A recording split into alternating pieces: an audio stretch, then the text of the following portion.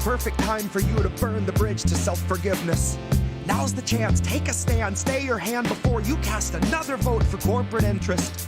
Another vote that chokes your hopes of owning your own home or opening a business. They love to say their hands were tied, the stars just weren't aligned for them to get their votes in line to see their promises delivered. But they killed it in an instant. Bills don't die by accident, they're all assassinated on behalf of the congressionally kismet. By some lobbyists who see themselves as agents of clandestine fate, not fences in a prison. Dealing in the stolen goods of sleeping slaves and trading on the futures of their children. Betting on a spread of daily dead where every grave's creating profit by the millions. For some fascists lurking in the wings and all of their affiliates. And every Etna demigod our senators conduct their darkest dealings with. It really gets impossible to document or fingerprint. Cause it isn't just a pattern of corruption, it's the very fabric making up the structure of the system that we're living in. So dash your hopes and down a margarita goes. You box the shadows, take a little nap, and then you get back in and swing again. But if the margarita made you sick, you probably wouldn't take a drink again. So if you're voting either party, honey, think again. I recommend you steel your nerves and never serve an officer, a president, a despot, or a king again. And mark my words, the day will come where we will rise and sing again. And if voting makes you sick, well, no one's forcing you to drink again. I didn't have to wait for long, I never had to change a song. I just sing it like a raised along. Smile when you say I'm wrong. I can't even fade the song, can't fake while you play the charms. And I don't know the page we're on, but this is where you say you're wrong. This is where you finally admit you weren't ignorant. You boldly voted Joe like an informed and blissful idiot. You chose to blur the parts of Biden you don't find the prettiest. Now you choose uplifting news and filter out the grittiest. But the truth is something coarse enough that even when it's hidden, it's apparent when you feel it on your fingertips. I know it's hard to deal with from a distance, and up close the truth is hideous. But there's just no getting rid of it. You've gotta let it in or it just worries at your skin at every moment, loud or intimate. But shake it off, for fuck's sakes. You don't have to celebrate or be so proud of progress by imaginary increments. You don't have to heap such constant praise on fucking villains like they're stillborn promises or honestly just isolated incidents and not the product of the principle of privilege. Not intentional eugenics just by any other synonym.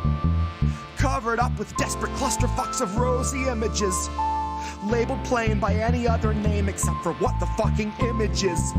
So once you stare the page down enough, you'll spot the difference. That one is red and one is blue, and that's the only truth, because neither one delivers on that promise of deliverance. One is red and one is blue, and that's the only difference. And the rest are isolated and imaginary incidents.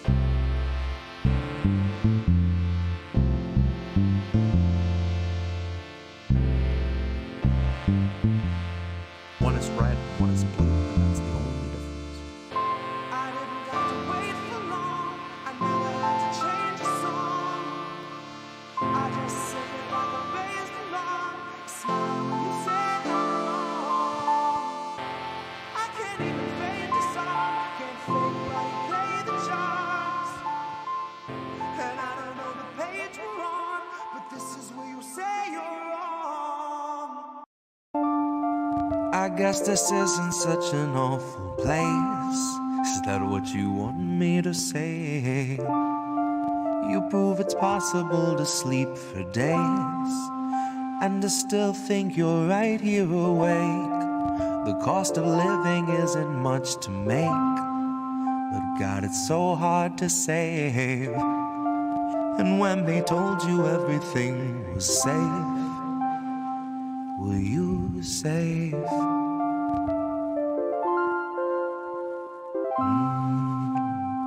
Were you safe?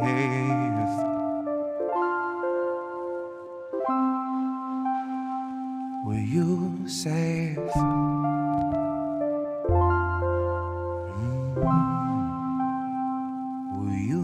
save?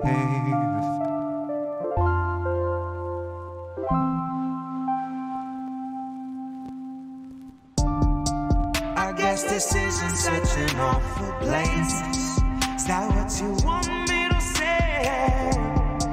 You prove it's possible to sleep for days, and I still think you're right here awake. The cost of living isn't much to make, but God, it's so hard to say. And when they told you everything was safe, were you safe?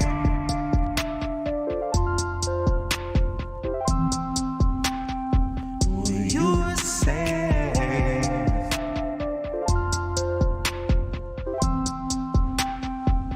Were you safe?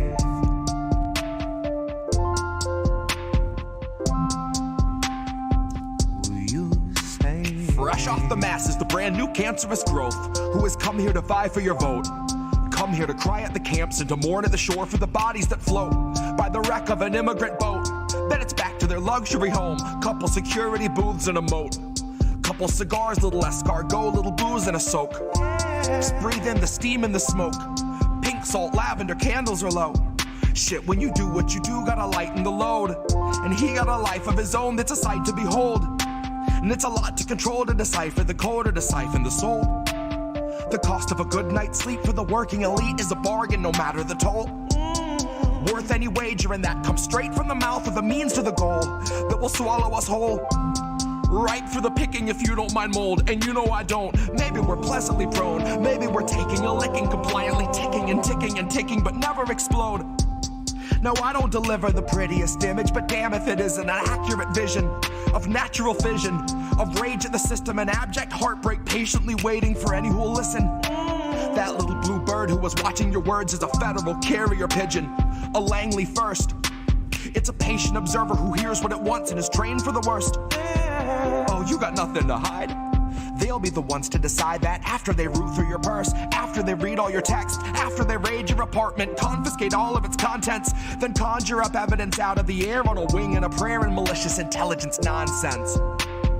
Any presumption of innocence long since gone, right along with your comforts and constants. Historically first they will come for the communists. So why in the fuck would I say I'm a communist? Well, it might be I love my community more than the monsters of opulence who are holding us hostage, who are vomiting promises. Might be I'm all done seeing our pensions and benefits harvested. Might be I'm all done watching the populace being disarmed in the guise of an armistice. Watching a woman collapse on the floor who will rise no more. She is wheeled out the door and you're next in line for the pharmacist. If you can get me to vote, it's a hard no confidence. But part of the charm of deception is politics wearing the mask of incompetence. It's all in the art of austerity, darling. It's all in the slide of the providence. Until home is as wide as your cubicle height and is only as deep as your coffin is. Maybe I'm miles away from impatience, aching to break off the head of the snake where the capital lust, reptile brain, and the margin of profit is. Like off with his. Like off with his. I guess this isn't such an awful place. Is that what you want me to say? You prove it's possible to sleep for days, and to still think you're right here awake. The cost of living isn't much to make, but God, it's so hard to save. And when they told you everything was safe, were you safe? Good morning, Sunday morning.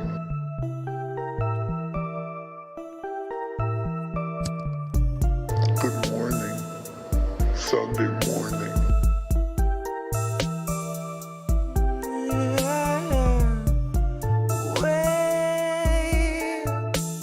We're 40 Sunday mornings out from normal, and the world is not the same. Said you waited for a warning, but the warning never came.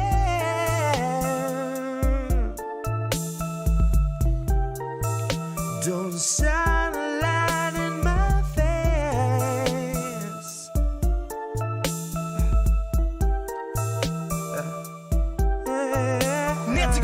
write you a check too late. 2 years after your funeral's paid, 2 years after the grave, she'll be a little stronger for all of the dollars she saved. Watching you wake, watching you cling to your family slipping away. Watch her do nothing but pray. Watch her condemn the Republicans, take them to brunch and then shrug it away. Now watch us be outraged half of a day, then pick a new hero to face our leaders and think they could beat them, playing the game they played since Pelosi had real human blood in her veins. They're all one and the same, sold off stocks and they all maintain that the risk was benign and the virus was tame. Flash forward in 40 Sunday mornings fade, 250,000 people in its wake, and the cruise ship sailed today. So motherfucker, don't shine a light in my face. Wait. Good morning. Sunday morning. Good morning. Wait. Sunday morning. Wait. We're 40 Sunday mornings out from normal, and the world is not the same. Situated for a warning, but the warning never came.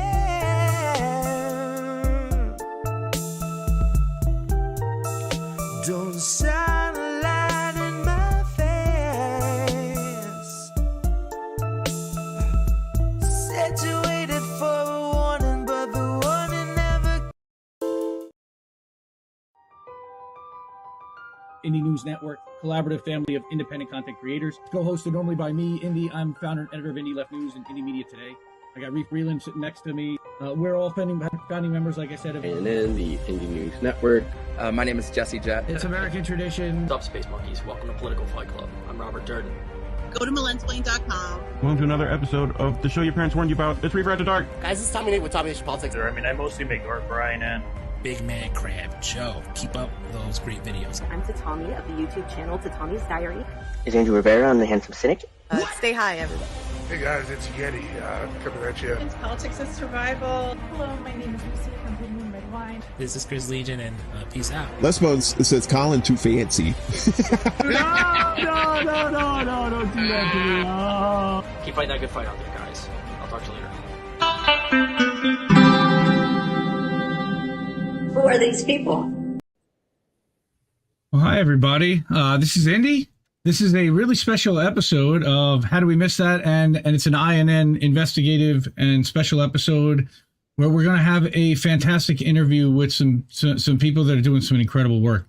I'm gonna bring them in right now, and this is welcome Alex and Jenna, and they have founded United for East Palestine with some other folks, and I think that it unfortunately doesn't need much introduction as to what's exactly happening or what happened, but I'm gonna let them. I really want to hand the microphone over to them. Let them tell their story. I've got a few questions along the way, but I really want to give this opportunity to United for EP to be able to share their story and to tell everyone what they can do, how they can help, and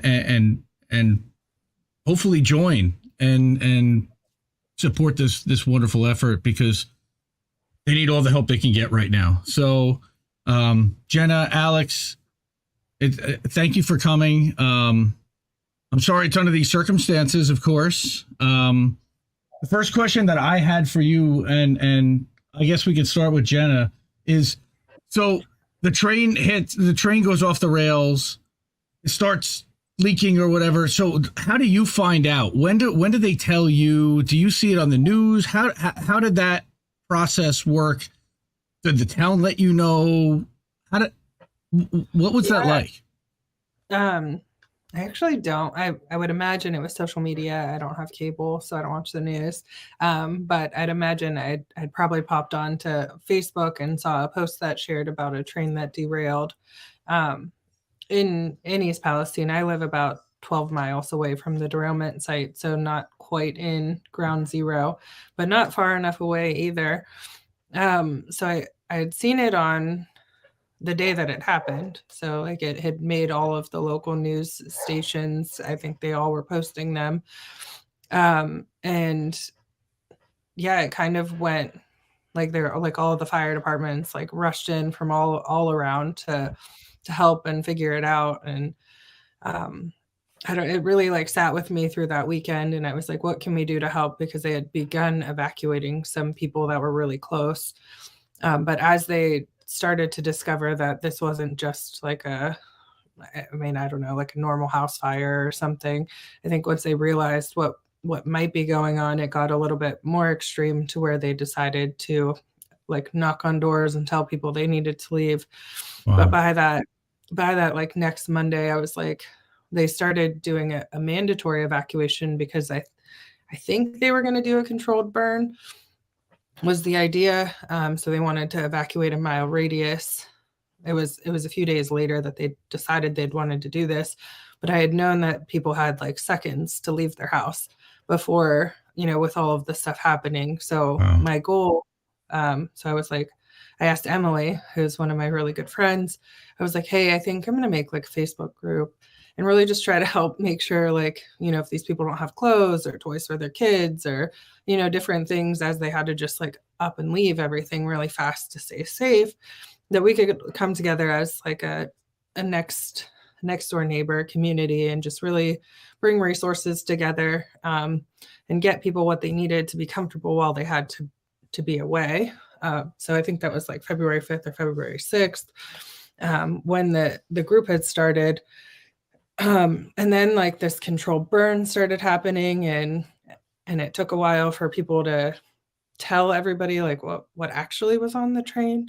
So I'll let Alex take it from there because he knows the fun details.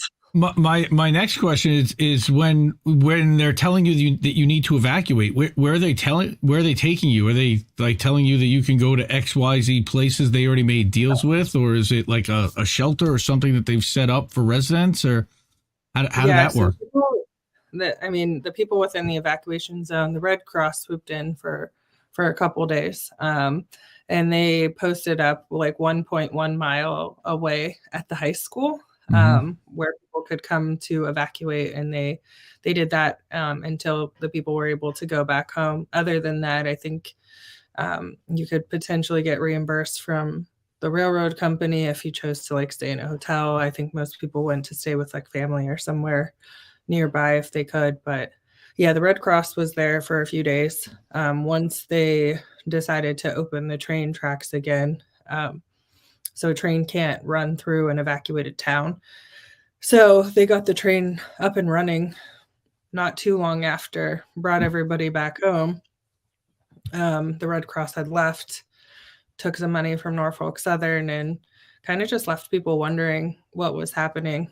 They didn't get a ton of information. Wow, can't run a train in an evacuated town. So there was even more financial, incentive to get people back into town and declare that it was safe enough, if for no other reason than to start the rail going through there again. Wow, holy crap. Alex, we've been doing a lot of talking, I want to give you the microphone to kind of share your story and your experience of what happened and what you've kind of been through so far. And again, I'm really sorry for what you're going through. I appreciate you being here and let us know what's happening. Well, yeah. So I want to just say I don't live in the area of East Palestine. I live in Las Vegas. I got in touch with Emily and Jenna because I am a solidarity member with Railroad Workers United, and I'm personally really interested in just trying to improve the rail system and the overall public transportation system in our society. So I'm part of their newsletter, and so I found out about this pretty quickly, and I just have experience with organizing things and, trying to get resources to people and mutual aid networks, etc. So I reached out on their Facebook page pretty early on, and I was just trying to figure out if there was a way that I could help. My original idea was maybe setting up a mutual aid network, getting resources to East Palestine, getting people out of East Palestine, just because I had some experience with doing that back in, I don't know if I'm dating myself here, but back in what was it? Standing Rock, during the Standing Rock protests. Yeah. We did some organizing to get mutual aid from where I was at in California to there, and so I felt like maybe, and I was aware that a mutual aid network formed around that, so I thought maybe something like that might be necessary here. So that was what I originally reached out to do. Fortunately, that part I didn't really need it for, because the community, the broader community, just phenomenally showed up. We've been getting so much aid sent to the Facebook page and people reaching out to Jenna or Emily or myself that we literally aren't even sure what to do with a lot of it sometimes, because it's just so much. The way station, shout out to the way station, big ups to them, have been phenomenal in being a sort of hub for a lot of the material aid, water, etc. that's been coming in. I also want to give a big shout out to East Palestine. Gets almost all of the attention in terms of the media, but it's important for people to know that East Palestine, Ohio is 1 mile away from the border to Pennsylvania. People in Pennsylvania are impacted by this just as much as people in Ohio are, and that they're often times forgotten about because everyone just hears East Palestine. They're not even aware of where that is on a map, much less that it's a mile away from Pennsylvania. Right. Well, and not just Pennsylvania, but that's also going to affect the entire real Northeast. I mean, it's going to spread northward, Buffalo, into New York State, etc. I mean, I'm with you on that as well. It definitely is not just a regional, but also a national issue with all these trains that are now starting to derail. We had one in Alaska. It seems that every day now you're seeing this raw story on Twitter where there's some derailment happening here or there. What was the EPA doing testing right away, Jenna, as far as, I know they were testing basically for vinyl chloride, or were they not? They were just testing for one thing, and then they weren't testing for dioxins, and everybody said something about dioxins, which is why I understand you guys are looking for independent testing support, correct? Yeah. So what happened was that the train didn't release all of the whole manifest or whatever of everything that was on that train. So the train derailed on February 3rd. I think the Super Bowl was February 10th or 12th. The only thing that I think was released was that there was some petroleum, there was vinyl chloride and something else. There were 2 things that were in there that were known. And the rest of it was kept top secret until during the Super Bowl. Then they released what specifically was in all of the cars that were on fire. But the EPA chose to test for certain things, I think, based upon those specific reports. We've been partnered with Dr. Andrew Welton from Purdue, and he came in pro bono. And he came in and did what's called a kitchen sink test. So the idea behind that was you have to test for everything. So that way you can figure out what to test everywhere else. So you got to test for everything, figure out what's highest. And those are the things that you're going to test for in every other place. And a few of the chemicals that raised concerns, the EPA had never tested for. I think some of those were acrylates. A lot of them are very concerning. So there was the EPA and the mayor and the governor were all saying, hey, your water's safe, and cheersing drinking somebody's tap water in town when they weren't even testing for the right things. Maybe they were the things to make the test look good, but yeah, so it's been an interesting ride with the community doesn't have a lot of faith in the government officials and what they're testing for.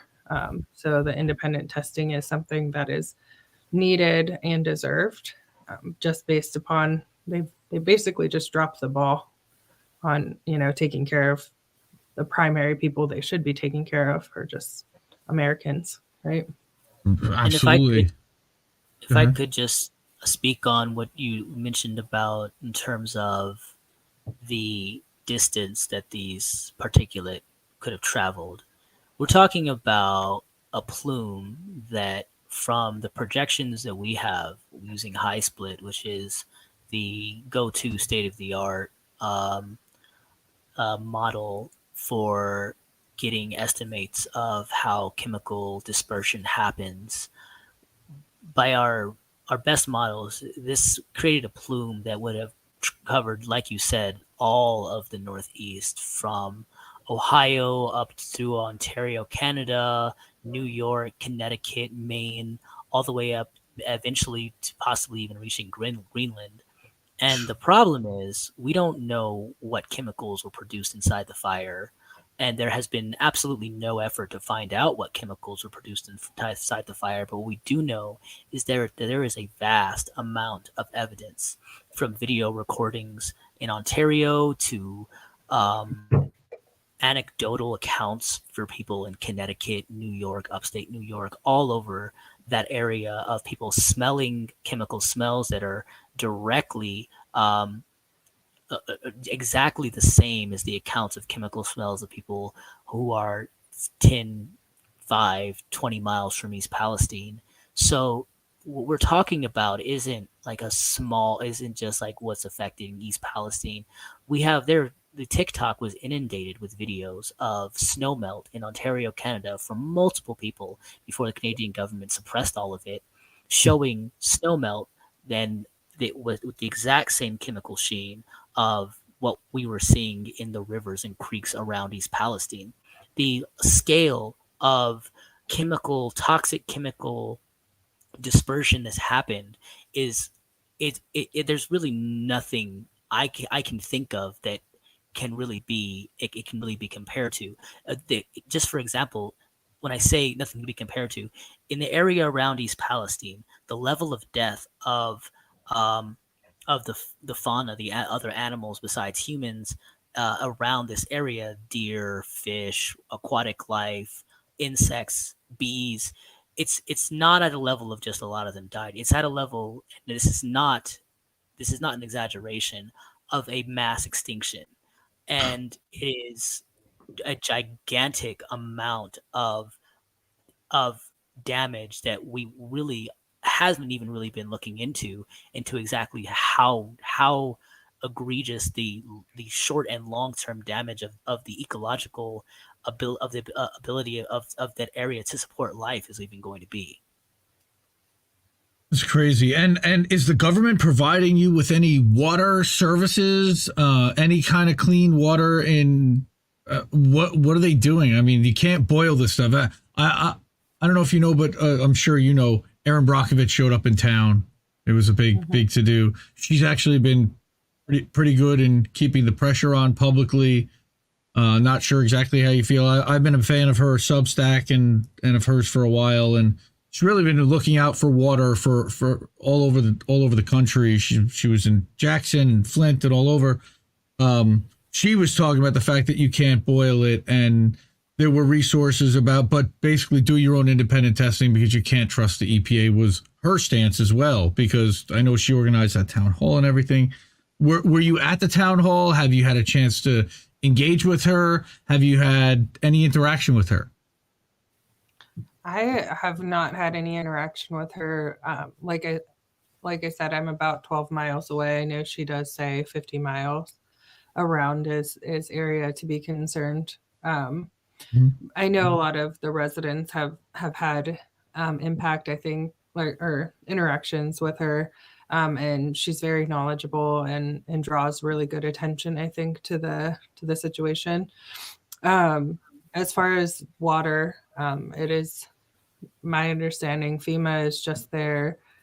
They're not there in an emergency standpoint for disaster relief. Therefore, there's no government funding. The reason that there's no disaster declaration, in my understanding, is because Norfolk Southern is taking responsibility and cleaning it up. The people that are in the 1 mile zone can be temporarily evacuated right now, which took weeks and a lot of pressure and a lot of media to even make happen while they're digging up some soil. But my understanding is all of the water that they're getting is coming from like our fellow Americans who are donating water. So same with we've gotten air purifiers donated, some like Brita filters donated, different water purifications systems. We're working with a gentleman to install some water purification systems into different homes with like the carbon filters to help provide a little bit of peace of mind. Although I think we all know at this point that it's probably still not safe for them to be in their homes. So yeah, probably. I mean, they were saying even bathing in it is dangerous still at this point. So that's wow. And then I don't know. Were you born and raised? I didn't ask the question. How long have you lived in East Palestine? Have you lived there your whole life? Were you born and raised? I'm just wondering. Go ahead.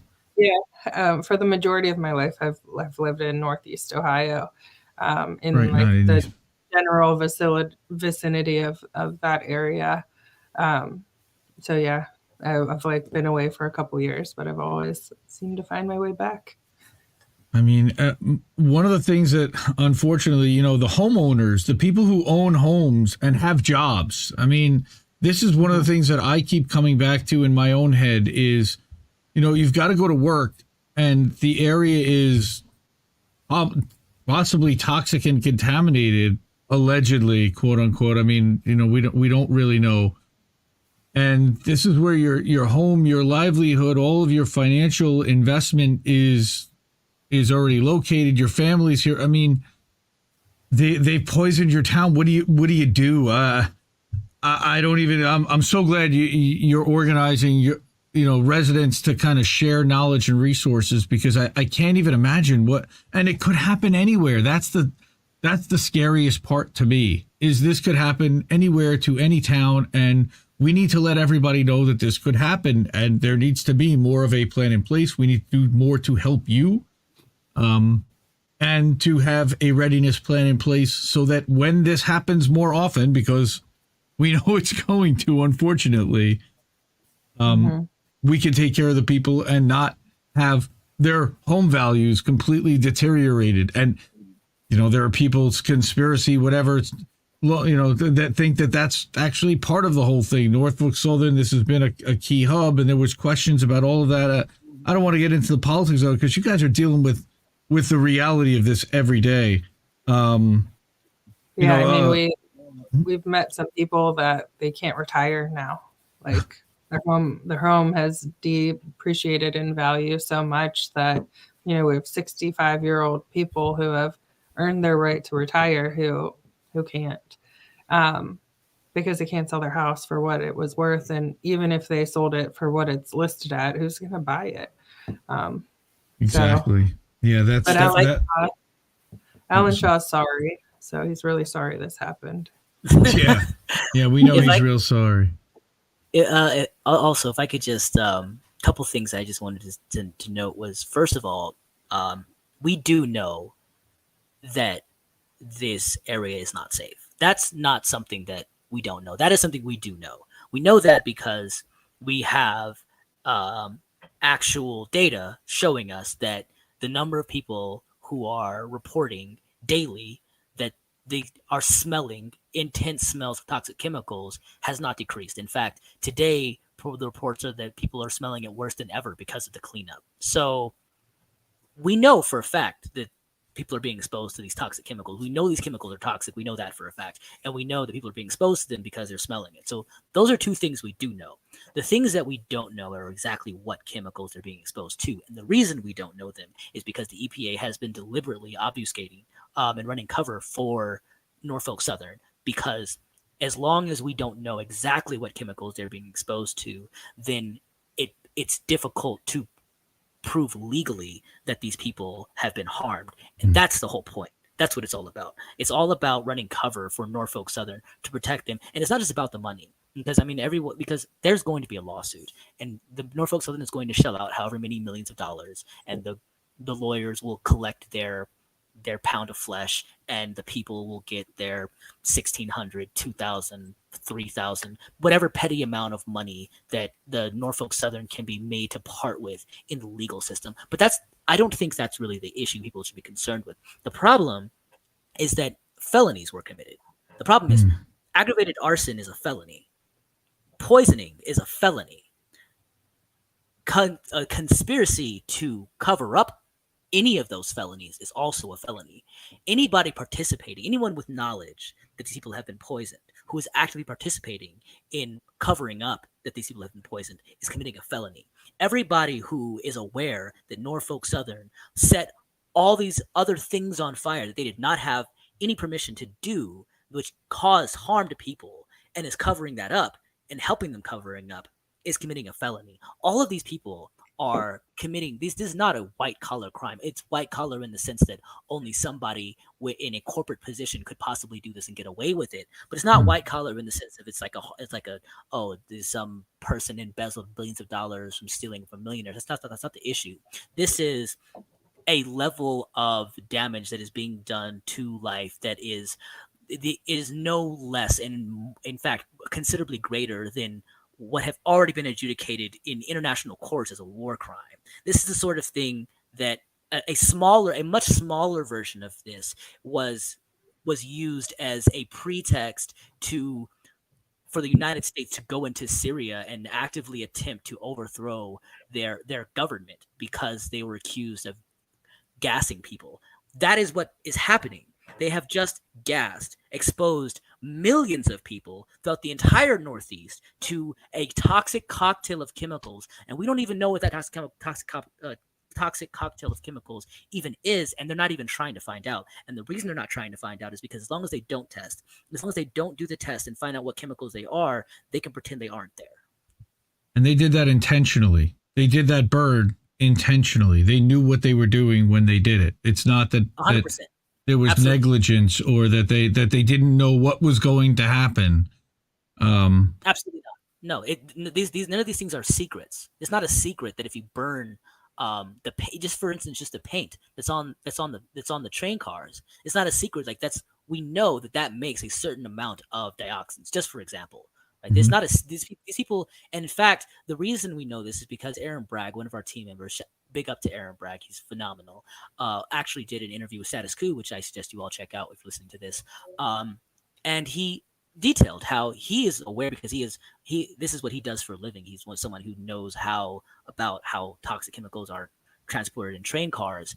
And they're supposed to get a manifest of exactly what's in the train cars as it's burning. But they didn't send that out.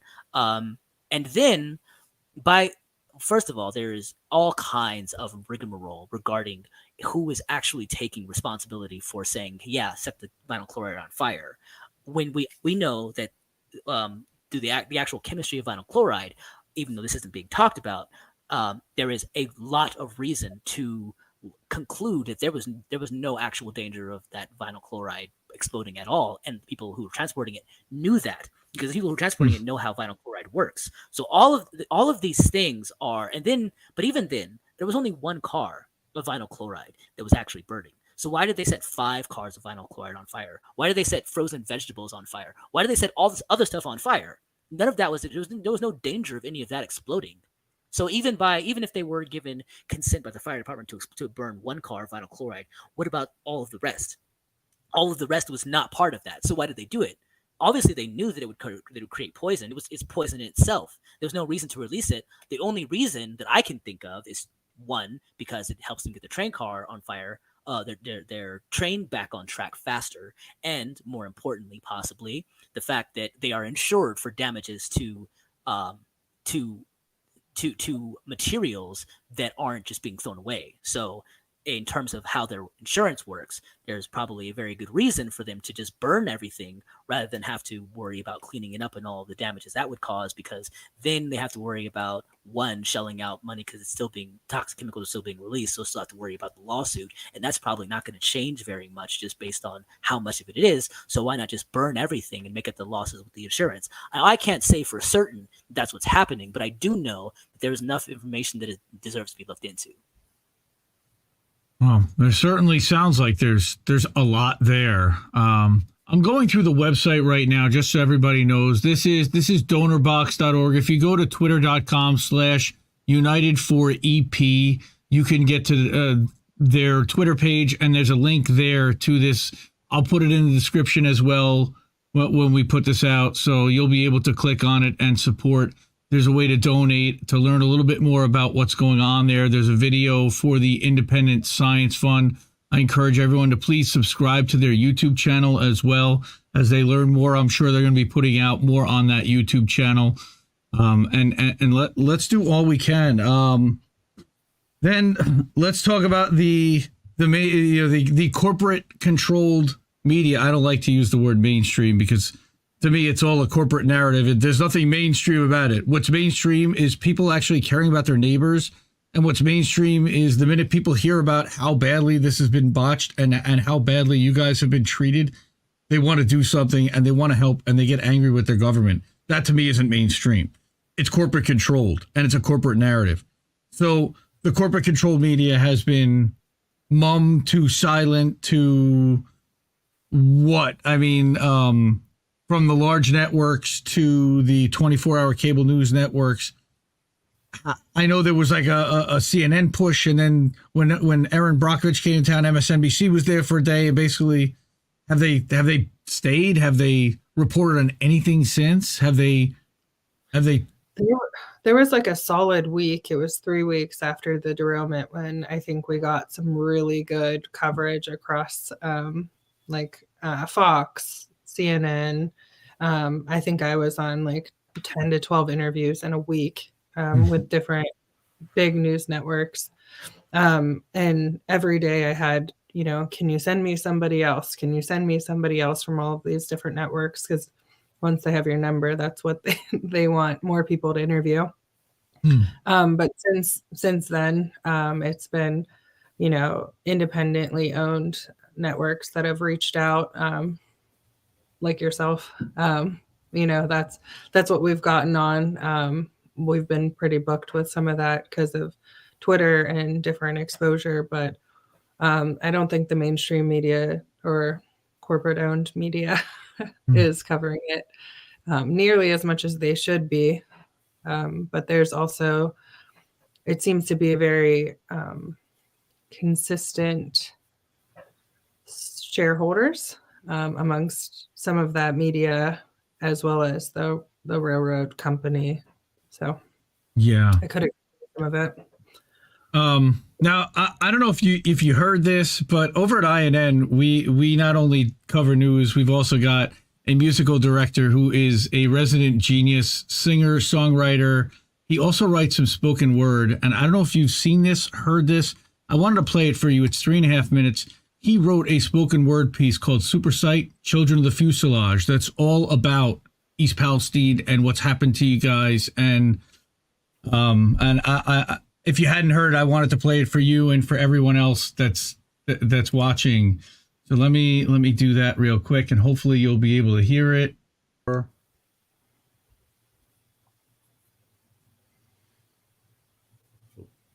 100,000 pounds of vinyl chloride burned into the air and in the water with your fluoride. Today we'll demonstrate the role that profit plays in cost-benefit analysis to find the worth of your lives. Mind you, we'll be grading on a curve that traces dead fish on the shoreline. Today the town of East Palestine will know the skies of wartime, wear the shoes of Palestine, and know the smell of war crimes. Their pets and livestock will be corpses for the war shrine. This is how you sanction all your farmland in the Fourth Reich. I'm honestly surprised that Pete addressed it in a fortnight. He praised the first responders, but ignored the looming morgue line. Like focus on the cavalry, ignore that every horse died. Never mind there's not a single cricket, bird, or horsefly, just triclops in the triage tent who expedite the four-eyed. Norfolk taking pages out the Northwoods, north side, add a dash of NORAD, plant a row of soil mines, give them lots of black skies and water bright with oil shine, and you can propagate the kind of crop that Gates will normalize. Save your time and give up ever going back to normal life. Norfolk cut its cost, and now this nation pays the morbid price. Norfolk waived the loss as purely human, so they rolled the dice, knowing Biden had their backs when workers tried to unionize, knowing all their lobbyists assure they won't be scrutinized, and knowing that the tiny little fine they might be hit with is a part of doing business when your business is to euthanize, to salt the earth, Liquidate the brutalized, drench the plains in acid rain, and blame it all on rural minds. Tell them that's just what they get for voting red, and old Team Blue will fall in step and shake their heads and disconnect from humankind. They're never looking up, their fingers point to you and I. Thanks to years of being trained to frame the little guy. They've seen the film enough to tell you where the blame should lie. The poorest family's EBT card was the mastermind. Those little houses won't concern the liberal passerby. They had their dose of NPR. The passive-voiced will cast aside your raspy breath and swollen eyes, your burning cough that won't subside, your cat that didn't last the night, that pall of death, that blackened sky, the harvest faced in 10 years' time that reaps the waste of wealthy crimes, a million-gallon deep decline through super sites and party lines, through hurried graves and leaded pipes, past poisoned slaves and slaughtered tribes, past forgotten treaties that we authored, then we compromised. Past our moral fabric, ever brittle, gray, and fossilized, past the mass of plastic trash that's just this side of ossified. And if you find one root that thrives, the living proof of fruitful vines, just hold it close, take in the sight, don't plant a host for parasites, who in the name of corporate gain see all that murder justified. We're such a waste of insect paste, and so much cheaper crucified. We're children of the fuselage, ghosts of all the food deprived, echoes of the working class whose Kristallnacht was supersized. Out in Ohio, birds are drowning where they stand. Their eyes reflect a world event that devastates the land, and it's a tale of regulations disemboweled by prophet's hand, and their viscera that soaks like so much chloride in the sand. So that was Jesse Jett's super site. That will be available on Spotify and Bandcamp on Tuesday on a new album that will be released for spoken word. But I did want to play that for you. I didn't know if you'd heard it. He's genius, man. He knows how. Yeah, it hurts. I know. I'm sorry about that. But I thought it was important that, people do care and they're writing about this, and it is affecting people everywhere. And we are seeing this, and we're trying to scream from the rooftops, at least in independent media, about what's happening to you and what could happen to any of us. Like I said, this is not anything that is unique to East Palestine. One thing, you mentioned, Alex, that you work with the Rail Workers United. That was something Jesse mentioned about the rail workers getting their contract, the ability to strike was voted down by Congress. Part of this, I know, has to do with the precision scheduled railroading. We have been covering on how do we miss that, the long-standing issues with the railroad workers and the rail companies, the gouging, the amount of record profits that they've been making while cutting back on the number of crews, and what they're doing to the rail workers. Fewer people for more cars every month or every year, it seems. What are you hearing from the people that you're speaking with at RWU? I'm a solidarity member with RWU. I'm not like part of RWU. I'm not a rail worker, so I can communicate with them. But I'll be honest with you, I've been kind of consumed by this, that I haven't been doing a lot of communication with RWU. But what I do know is that they have been really phenomenal they have released an entire step-by-step process of how to fix the railroads and how to make sure this never happens again.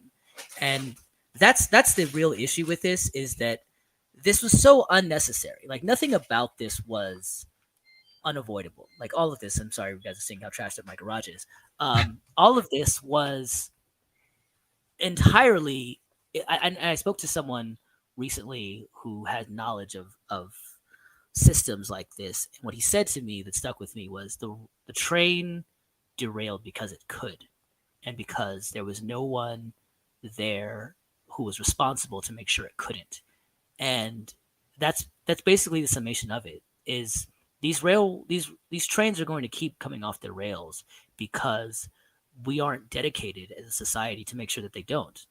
And as long as we continue to allow these corporations to destroy our society and our ability, the ability of our planet and of our soil and our forest to support life, so that they can continue to reap more and more egregious profits just to concentrate them into the hands of a very small group of people. As long as we allow them to do that, they're going to keep doing it. And every way to cut cost is just a way for them to boost their profits, because they can't increase the amount of money they bring in. That is going to stay pretty constant. The only thing they can do to increase the amount of money that they themselves take is to cut costs wherever they can, whereas laying people off, not hiring more, not keeping the number of employees as small as possible, so as not to make sure not to have any of that money be put into the hands of the working class, to cut regulations so as to make sure that all of the costs of safety equipment, of making sure things don't go wrong, that's an unnecessary expenditure into their profits. It makes to make sure that they have as much of the money that comes in and is concentrated into their hands as possible. Everything else is, as so said so eloquently in that poem, just the cost of doing business. 100% of everything that is 100% of every single derailment is avoidable. There's not a single train derailment that couldn't be avoided. And every train that does derail only derails because it is allowed to derail, because the measures that can be taken to ensure that it won't be are simply not being taken. And that will continue to happen for as long as we allow it to happen and collectively decide that we're just not going to do anything about it. And that is, I think, something that we can decide not to do. And who's responsible for the track itself? Because I know that there's that type of complication about, are the private rail companies also responsible for the tracks underneath them, or is that local municipalities, states with under federal funding? I'm not even sure, honestly, how that works, but I've been told that it is more complicated than just the rail company paying to fix the actual rails itself, because that involves. Go ahead. No, go on. Yeah. I was going to say that it's actually not that complicated. The railroads are privately owned. That's the real problem, honestly, in my view, is that, okay, in any other case of mass national transit, the government, U.S. government, is directly involved, whether it's airlines or freeways, interstates, highways, any kind of rivers, boat, ships from like the oceans, anything where we're bringing in massive amounts of people or supplies. The government is directly involved, and in the case of the railroads, it's not. The United States government is very hands off with the railroads in terms of what they're allowed to do and how they're allowed to operate. They're almost, which is why our railroad systems are so terrible. The United States, because there's no profit. The return on investment of on making sure our railroads are high functioning and are able to distribute resources in a way that allows people to have access to them safely and allows people to travel cheaply, that doesn't benefit the railroad companies. That would be a cost to the railroad companies. Now, it would benefit society. It would benefit the people who live here. It would benefit our ability to move resources from one place to another instead of having to worry about much more expensive and much less efficient things like trucks and airplanes. If we had a rail system that was designed to cheaply and efficiently and safely move product and people from one place to another, but that would require an investment that wouldn't necessarily benefit the railroad companies, because it wouldn't help the people who control them reap the most profits, which is their only. That's their only motivation is the quarterly profits against Wall Street, because of who they're owned by or the fact that they are publicly traded themselves. There were a couple of questions that I had from other INN members. The biggest one was, of course, how can we help? And I think a lot of that has to do with getting the word out, as well as as the Donor Box website and letting, sharing on social media and donating themselves and getting other people to share and donate. The other question was going to be, and that was from Lucy, who has protested at AOC's office, at some of the town halls with Rashida Tlaib and some of these other politicians. She's been big about registering as an independent to kind of tell the duopoly politicians that, look, they don't have total control over this, that there will be a third option, that there will be a challenge to their power. And she wanted to ask if there were ways, if there was any chance that you would be willing to make a statement on any kind of independent registration effort as opposed to aligning with either of the two major parties. Doesn't seem like they're really helping the people. Doesn't seem like they're helping the railroad, the railroad workers. They're aligning with the railroad companies, that from what we can see. It's definitely a bipartisan issue. It's not one political party or the other. It's just coming together as people helping people. Like, that's what has to be acknowledged. If you look, and I know you were digging into some of the rail safety, that train that derailed in East Palestine there's evidence that train was on fire for at least 40 miles before it got there.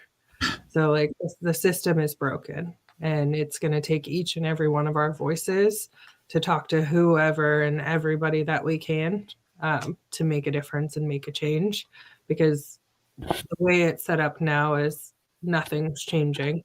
It's just going to get, buried under the soil with all of the other oil that's sat down there for a month, and hoping for the best outcome. So like everybody has a voice, everybody has an email address. Start emailing your politicians, email Alan Shaw, email the stakeholders at Norfolk Southern, like whatever you can do, whoever you can get in front of. Like, we have to make change, and the change is for, not just us, but the future, right? It's broken. Yeah, we got to fix this because it's going to keep happening, and we don't want it to keep happening. Obviously, the soil ends up getting destroyed, crops, wildlife, like you said, and then on top of that, it messes with people's livelihoods, with their homes, with their families, on top of all of, and that was the last question that I had was, and I'm guessing because the government's not even doing anything about water or anything else, because they're saying that Norfolk Southern is quote unquote cleaning this up. Healthcare, doctors, anything, I've heard of people having rashes and breathing issues and all kinds of questions about that already. Yep. Has anything been offered to help you guys? Oh, and then I had one other question, but I definitely wanted to ask about that.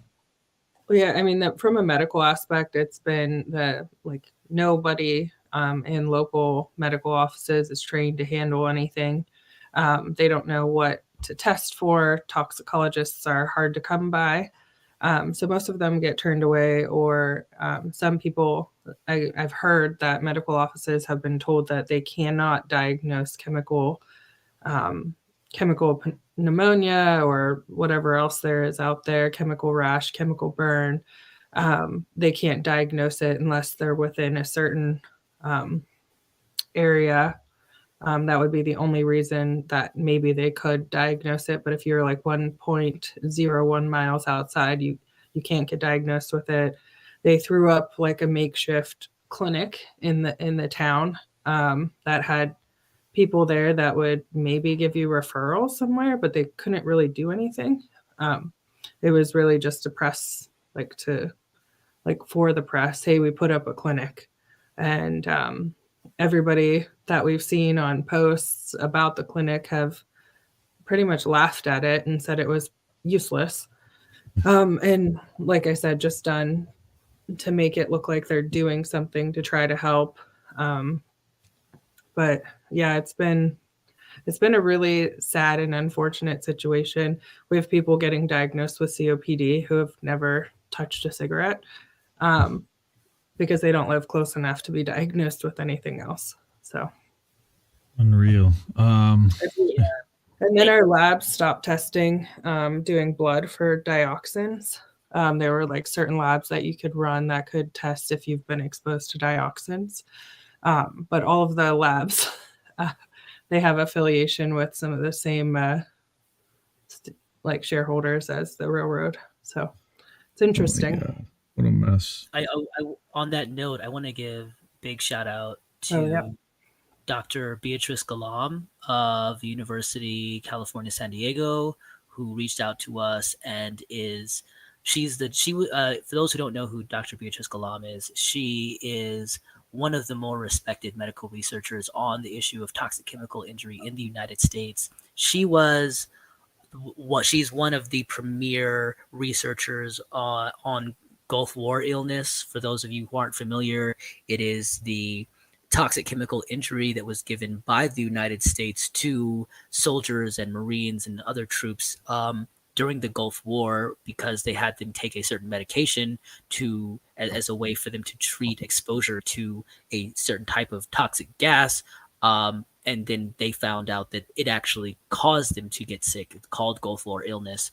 She had reached out and is sort of leading our medical research team for the United for East Palestine sort of research team hub that we've built. And she that's one of the other things that we need funding for, is that all of those things, getting phlebotomists, getting blood tests, everything about this requires a certain amount of money.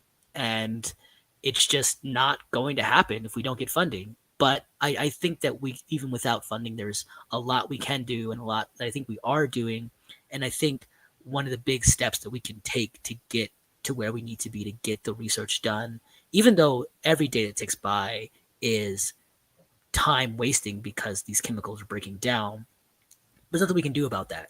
What we can do, I think, is really try, because as you've pointed out, as Jenna pointed out, the clinic was all PR, and as I think you both pointed out, it's the whole story that has been sold by the corporate media and by Norfolk Southern is all just a gigantic PR show to show these to make put a good face on it.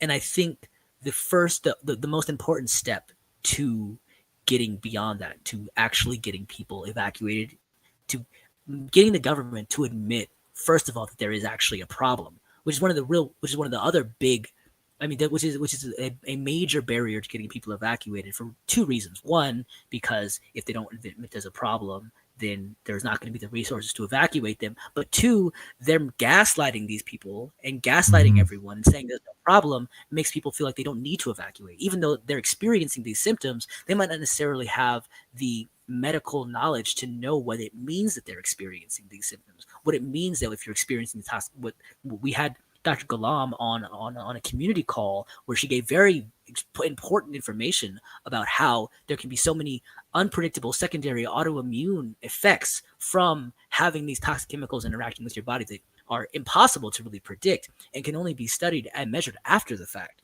And all of that is not being talked about. But the thing is, the people in government, they know all of this. I know about this because Jenna knows about this, and maybe you know about this now, and people listening to this know about this now because I'm telling you, because I've been told by a medical researcher.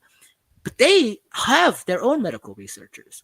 They have decades. They have all of the the combined medical and scientific knowledge of the largest industrial world power that has existed for the last 100 years. They have all of that available to them. They know way better than we do how damaging this is. They know way better than any of us do what sort of dangers people are being exposed to. They know, and they are intentionally obfuscating and intentionally hiding that fact.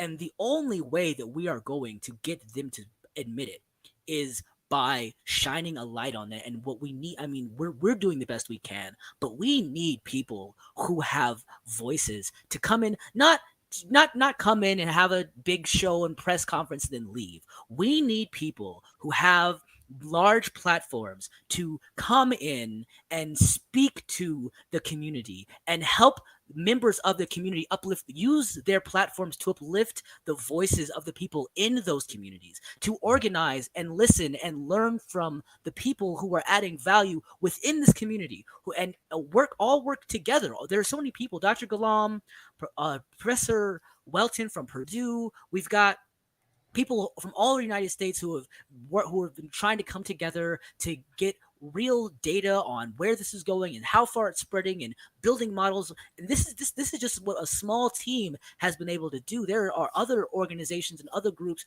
who are doing their own thing, but we need to come together. And what we need is people who have large platforms to come in to find out what's going on, so that when you're actually saying what's happening, it's not coming from a place of, I'm this person and I'm just coming in and I'm using this opportunity as a way to expand my voice. Not saying that's what anybody is doing. I'm just saying not doing it that way, and coming in with respect, treating these people, everybody involved as human beings, the basic respect of a human being, and giving people the opportunity to really show, if they want to, what's happening, but also letting the people, everybody who is potentially impacted by this, not just people in East Palestine and the surrounding areas. There's people in Ontario, Canada, who are reporting the same symptoms. That we know that because we conducted a survey, a informal survey around the area, people around the area. We know what symptoms people are experiencing. So I speak with full knowledge that when the people who I've also spoken to in Ontario, Canada, are reporting the exact same symptoms, that is not coincidence. And we need the data to be able to back that up. We need to be able to show this is happening, and to expose that information and people to see that. And the only way that we're going to get that word out is for people with platforms to spread that word, and to allow people who are experiencing this to not just come in and just share their experiences, but really try and listen and work together to treating this I mean, this can't keep happening. We have at some point we have to decide collectively that we're not just going to allow this to happen, that we're going to do something, that we're going to stop this from happening. And I think we have an opportunity to make that now, but we have to decide to. Yeah. How many members are in the group now, or in the Total Mutual Aid, this group that you've assembled? We're a little bit over, I think, like 8,200. Wow. It's pretty big. In a short period of time, it grew really fast. Wow. Which just shows that there's a need for it. So that's incredible. And you're obviously doing this on your own time. You all you have lives, families, and jobs, and things that were going on before your town, before a train decided to go off the rails. What's that like? I never realized I was picking up a second full-time job, but here we are. It needs to be done, and I'm happy to be a part of something that's really big and can hopefully impact, the whole country, and essentially the whole world, because eventually all of this stuff's in one way or another is going to travel, all around. So the more we can help now can help, for maybe prevent the next time, or a better response the next time, or, just better regulations. Educate the people as to what they can potentially prepare for, like you said, so if and when it does happen in their town, they at least have a template, a playbook to look at, to say, okay, and nobody's going to get everything right. We're going to figure out where there were mistakes made also, and we can make adjustments. But I have the Twitter page up right now for United for East Palestine. It's at United for EP. All of the social medias everywhere. I believe you also have an Instagram page, and then there's a Facebook group, United for East Palestine, and then the link for the donor box where you can donate and get more resource information, which will lead to this website here, the Independent Science Fund. I encourage everybody, please go share this with everybody that you know. Any other shout outs, any other links that we should be sharing, anything else that you would like to plug, or anyone else that we should be spotlighting. Yeah, the only the one person that I might have mentioned at the beginning is Professor Welton from Purdue. Mm-hmm. He's at the Welton Group on Twitter. Is that right? Okay, I see a nod. So at the Welton Group on Twitter, he's been doing some independent testing with the folks from Purdue, and it's really brought some quick change from like dealing with OSHA and just getting some workers regulation changed. So, the head of the EPA came on after one of Dr. Welton's reports and told people to stay away from the streams, keep your kids out, which wasn't done before he started posting some of his preliminary results. That is where a lot of the funds that we collect will be going, is to continue to support efforts such as his. But he's really an awesome guy. He comes here, takes time away from his family as well. He has 3 boys. He's actually in town this weekend. I met him for dinner tonight. But he's doing some testing. We put out some interest forms for people who wanted testing that weren't able to get it. So we tracked down some people, sent him on a hunt, for just different water samples. He's going to be swiping some different things too this time around. So I would just encourage you all to follow along with him too on Twitter. He also, I think, maybe has a separate GoFundMe, but he's one of the people we're trying to help out and keep him here, because people like Professor Welton are why we found out what we found out, and we need more of him. So yeah, absolutely. Also, shout out to River Valley Organizing. Shout out to RVO, yeah. Yeah, they've been really great. Amanda's awesome. Mm-hmm. Shout out to Devin Oship. She put together a really awesome team of scientists and researchers. She's like a data entry genius. I think the work that she's doing can have a real awesome long-term impact in helping us figure out how to mitigate this. Shout out to Aaron Bragg, as always. Big up to Aaron Bragg. He's just been phenomenal. Shout out to Status Quo. They've been an independent media site, and Lewis, particularly Lewis from Status Quo, who has been putting himself directly in position in the impact zone. He's been breathing it all in. He's been out there talking to people, giving people a voice. Shout out to Lewis from Status Quo. Big up to all anybody in media who's helped give people a voice. Shout out to JD Vance. I don't really care for politicians in general, but JD Vance was one of the first people to actually major politicians to actually take to social media and show the pollution in the creeks. I wasn't a big fan of what he said in terms of like trying to race bait on this and turning it into an issue of them being white. I think that's ridiculous. And we've had people reach out to us on the Facebook group from who in their own communities has happened to. This is not something that it's not about where your forefathers came from. It's about how much money you have. And that's the only thing that they care about. It's a class issue, if you want to coin it that way. But yeah, shout out to AOC, who actually said on the floor of Congress that this was a crime scene. Shout out to Nina Turner, who for a while was speaking up on this. It'd be great to have Nina Turner actually come to the community, and I know she's from Ohio. It'd be great to have her actually come in and not just not to come and give speech, but actually listen to people and hear what the experiences are and find out how she can help. I think possibly she really cares. Shout out to anybody and shout out to all the people who have been sending water and supplies through the Facebook group or anywhere else. Shout out to the Way Station for being an awesome hub of resources. Shout out to you. Shout out to Christy. Misty. Shout out to Misty. For Misty from at Sarcastic Stardust, first person in indie news to have us on. She has put us out. She's been getting us so many people who never thought who would give us time of day, who've been, I reached out to put us on their show so we can put the message out. shout out to the guys at Do Dissidents. We had us on today or yesterday. Shout out to you, Indy. Shout out to everybody who is helping to spread the word about this. And shout out to all people, of course, in East Palestine and surrounding areas, and everybody dealing with this and trying to figure out how to make things at least not so terrible. Yeah.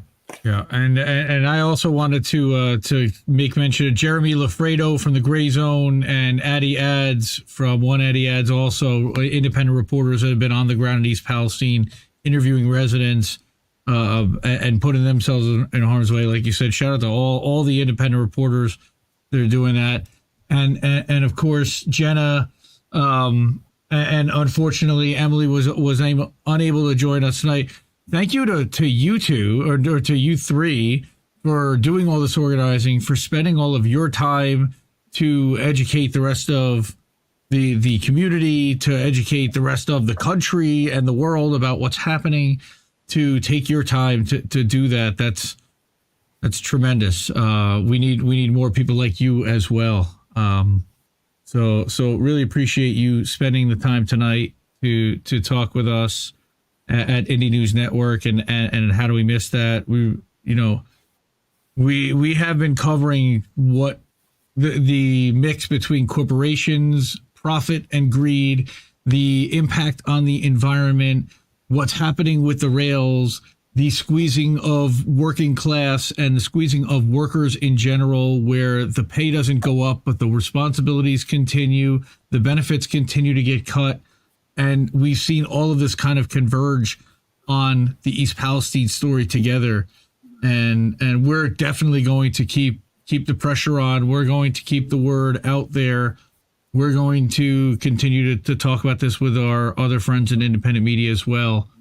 And again, thank you so much for your time tonight. Again, Jen, if there's anybody else you wanted to give mention to, I know you wanted to shout out the doctor from Purdue for sure. Alex got them all. Dr. Welton.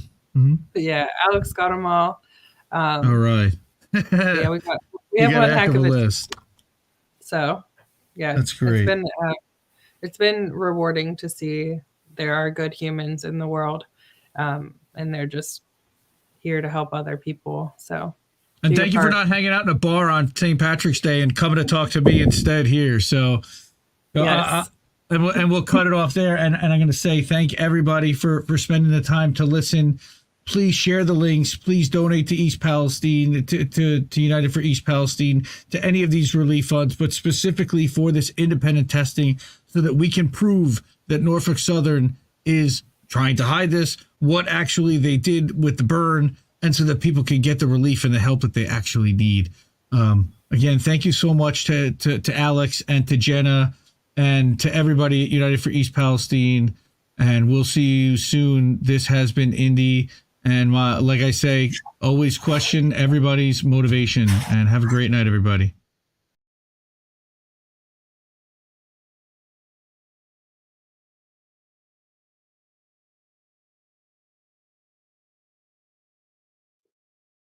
Hello, everybody. What's up? Well, thank you, everybody, for being here. Thank you so much to Jenna and to Alex for taking the time the other night to sit down with me and tell me what was going on in East Palestine and around, the area, which is where they were living. And Alex for volunteering and stepping up all the way from Vegas, and outstanding stuff. I did want to share one thing that just popped up on my screen, and here we go. And it's Steven Donziger. First test results for dioxins at the site of Norfolk's Ohio train disaster show the deadly chemical levels at 14 times higher than what other states consider legal, and the EPA refuses to test for these carcinogens, yet claims the area is safe and the people know better. Yeah, but totally safe. This is fine. Safe and effective. This is fine.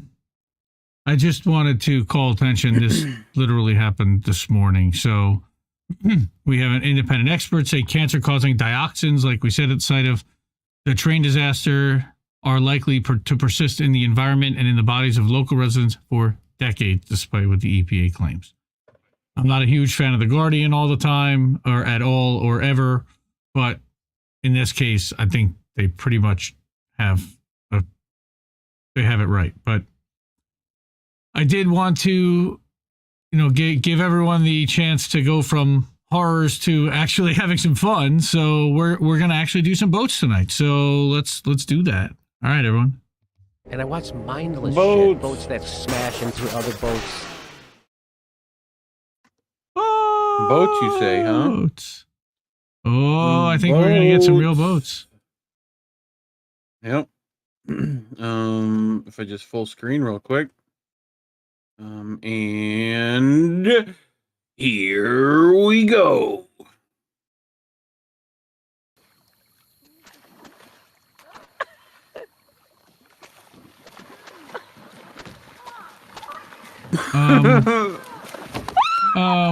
That's fish smashing into other boats.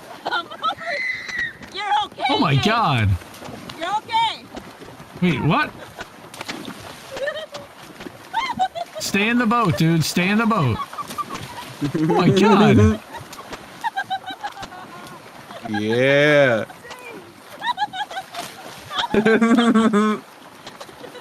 Are they high?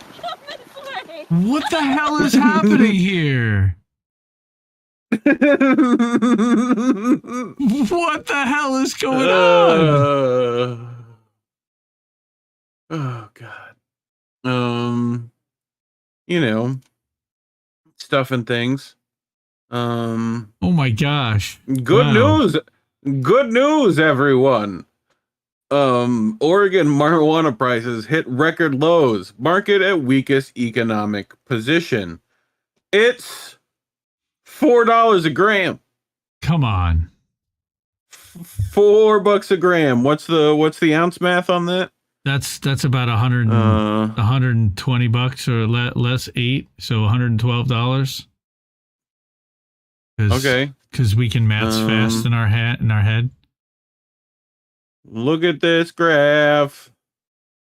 So that that's people losing money somewhere, and that's our wonderful that's our wonderful farmers and distributors that are getting their clocks cleaned right now, so that all the investment bankers $1.32 a gram, so that all the investment bankers can come in and buy this stuff on the super cheap and start jacking prices up on all of us. Thank you so much. Yeah.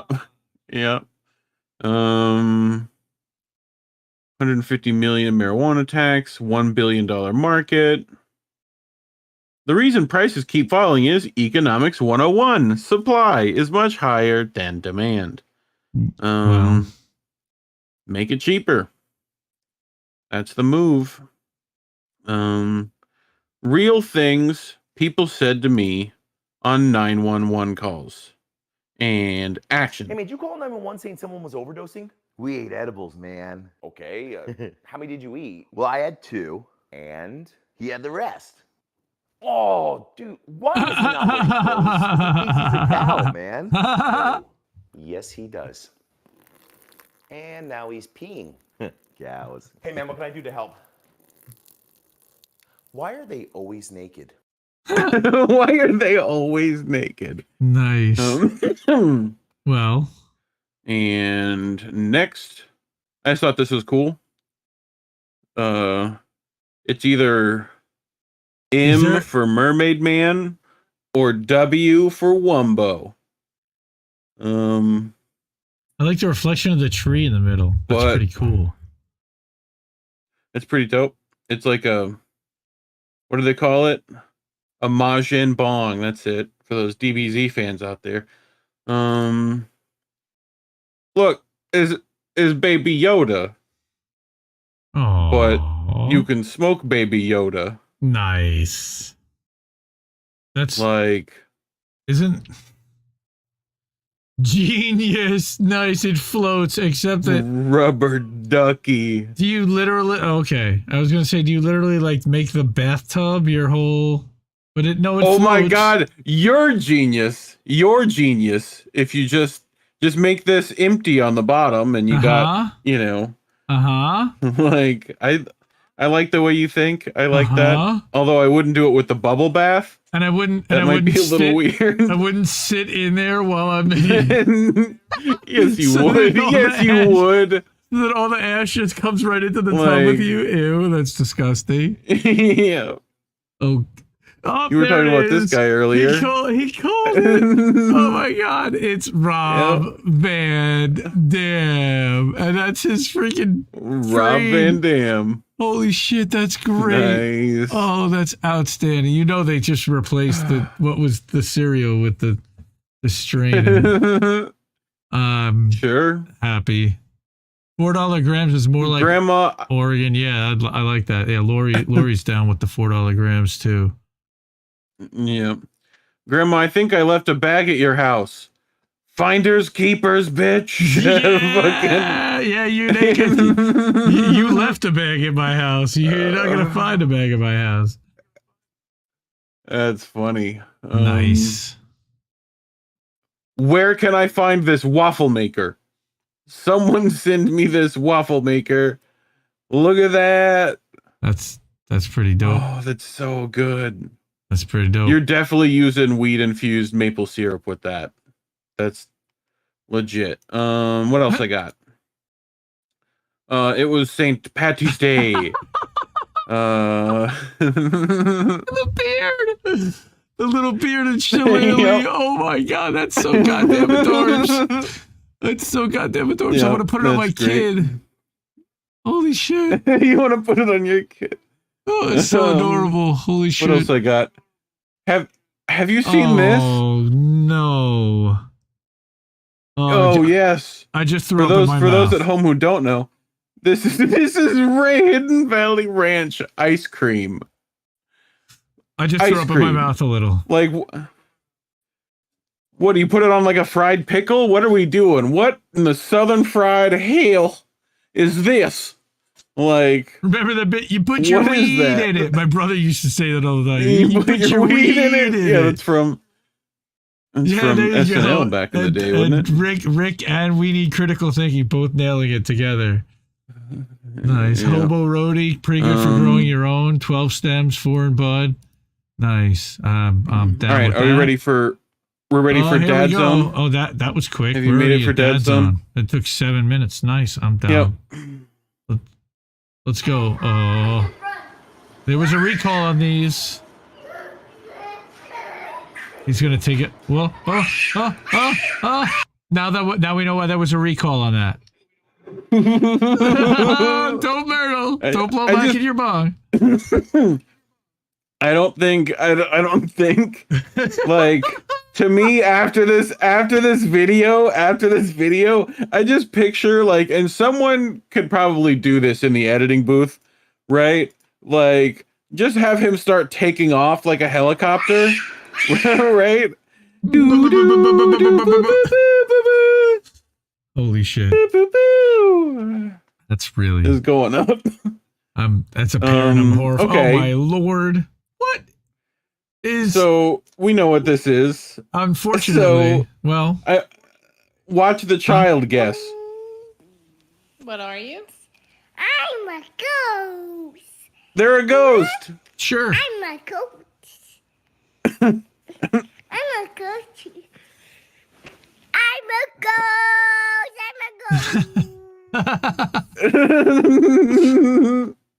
I'm a ghost. Eric T. Red said just let him spin until the battery runs out. He'll pass out and throw up too. What? These are like, this is like a Gillette, the best a man can get right here. Yeah. Electric and razors. This is like a wall. Yep. Yeah. Your trimmer? Oh, no. He's giving himself a haircut? Oh, look at it. Oh. He's going to try each one? look at the mom. Just, oh, God. She's dying. The security guard's dying. The mom's dying. You might as well come over here. Might as well finish your job. Let's go. Let's test them all. Holy shit. That's great. Let's test them all. Intrusive thoughts 1. That's awesome.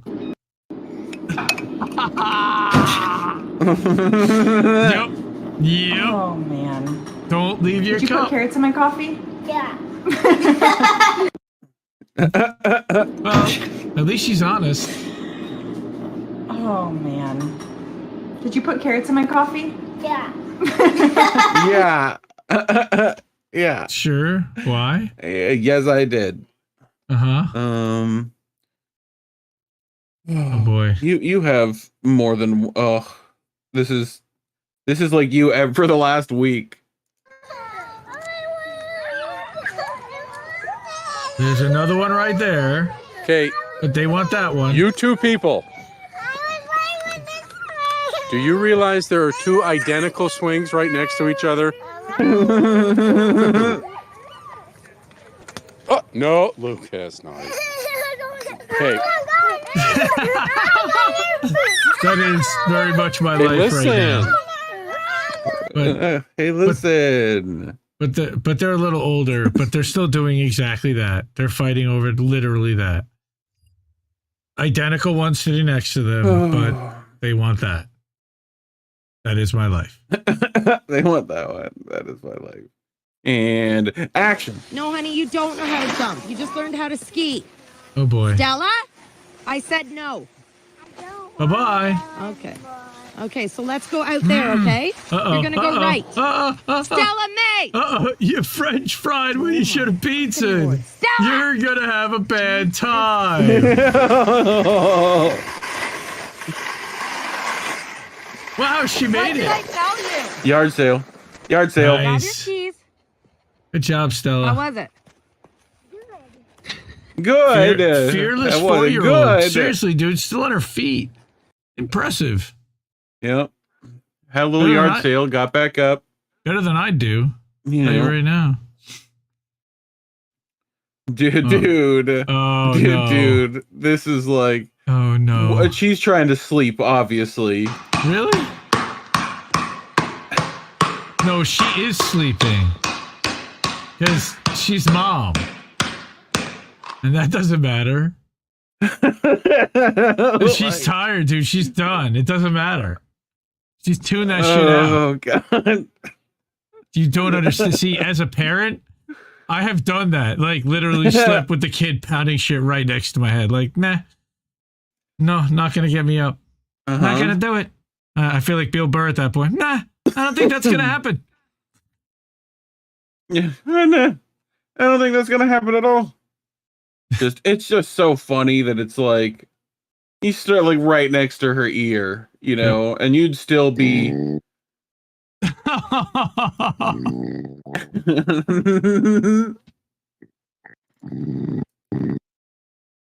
Oh, just good night. Just night. All right, so figuring out. Figuring out that she can make herself dizzy. Part 2. Oh, you have broken the indie.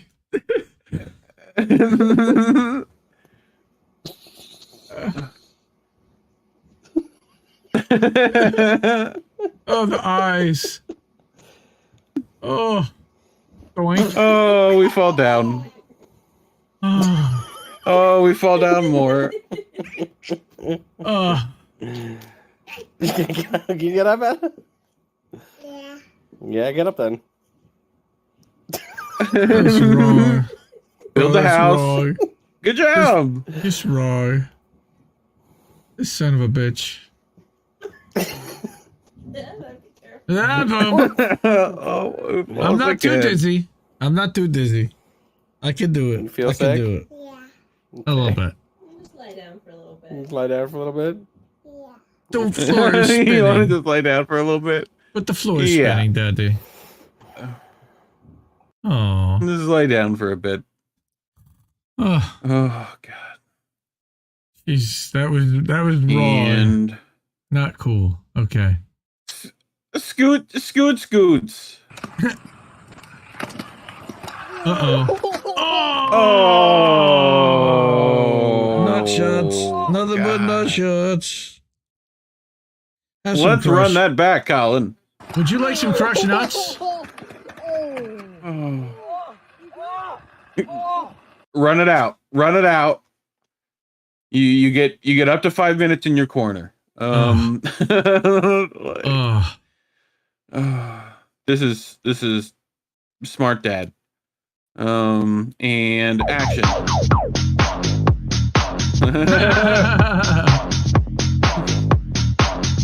Oh, nice. That's very good. That's very modern smart. problems require That's modern just some wire solutions. and a piece of wood. Couple Modern of zip problems, ties. Right. Ingenuity. And That's a battery. redneck engineering right there.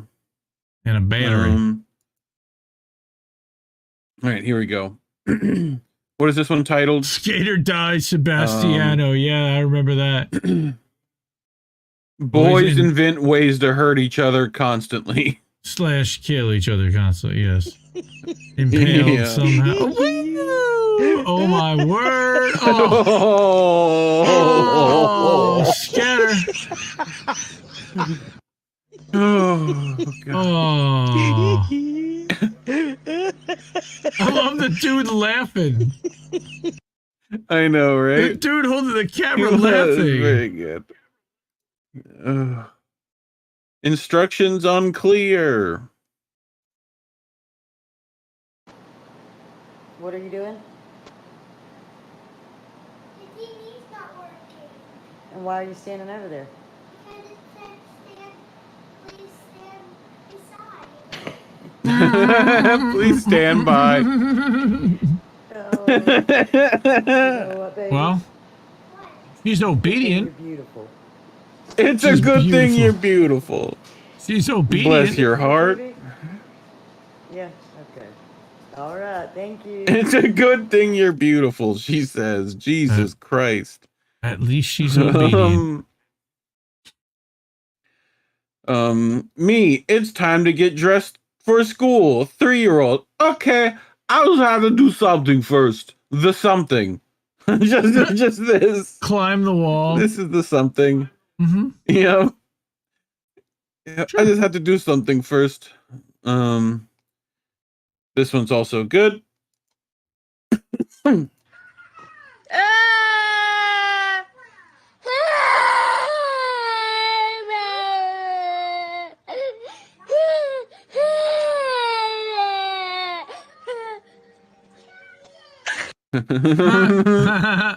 Did you? Nice. You saw the first bit, I think. Yes, right? yes. Yeah, I did. Funny. Okay. And this one's also fabulous.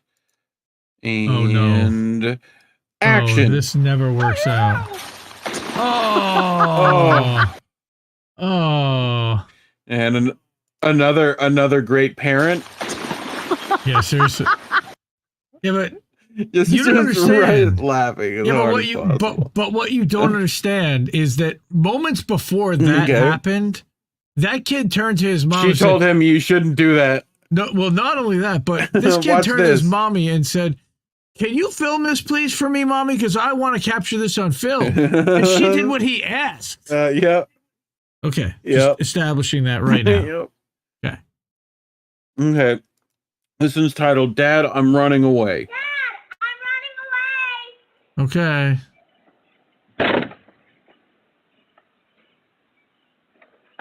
Dawson, what are you doing? You said you don't love me. I'm leaving. Dawson, I never said I didn't love you. Yes, you did. I said turn off your PlayStation. It's time for bed. It's not the same thing. Same thing. I'm gonna run away with a Minecraft sword and a skateboard. Come on, get back in here. Minecraft sword and a skateboard. Well, he's got transportation he came and prepared, security. dude. That's right. Yeah, Transportation and security. Yep. That's right. Holy shit. Yep. So this is a tale of three things. This is a story in pictographs. So we have this. We have this. And then we have this.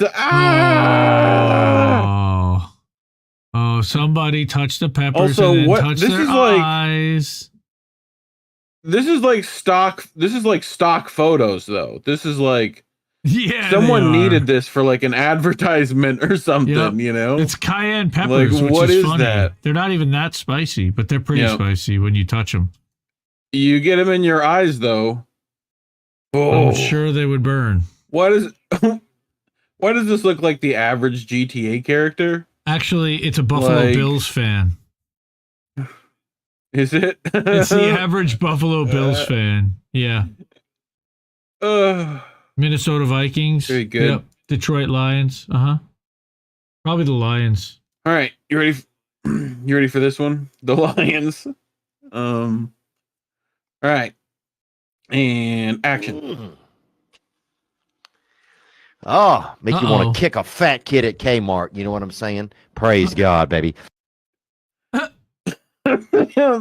Theo Vaughn. Like, look at the side. Look at it as a gator. Oh, that's a big old gator. Make you want to kick a fat kid at Kmart. You know what I'm saying? Praise God, baby. Praise God. Make you want to kick a fat kid at Kmart. Theo Vaughn, what are you doing? Rick Sola says the Jets. Yeah, I could see that. The Jets. All right. What the dog doing? King, what is this? What is this? Did you eat all the Pop-Tarts? What is this, King? Did you do this? Did you do this? Or was it you? Did you eat all the Pop-Tarts? Christian, did you eat all the Pop-Tarts?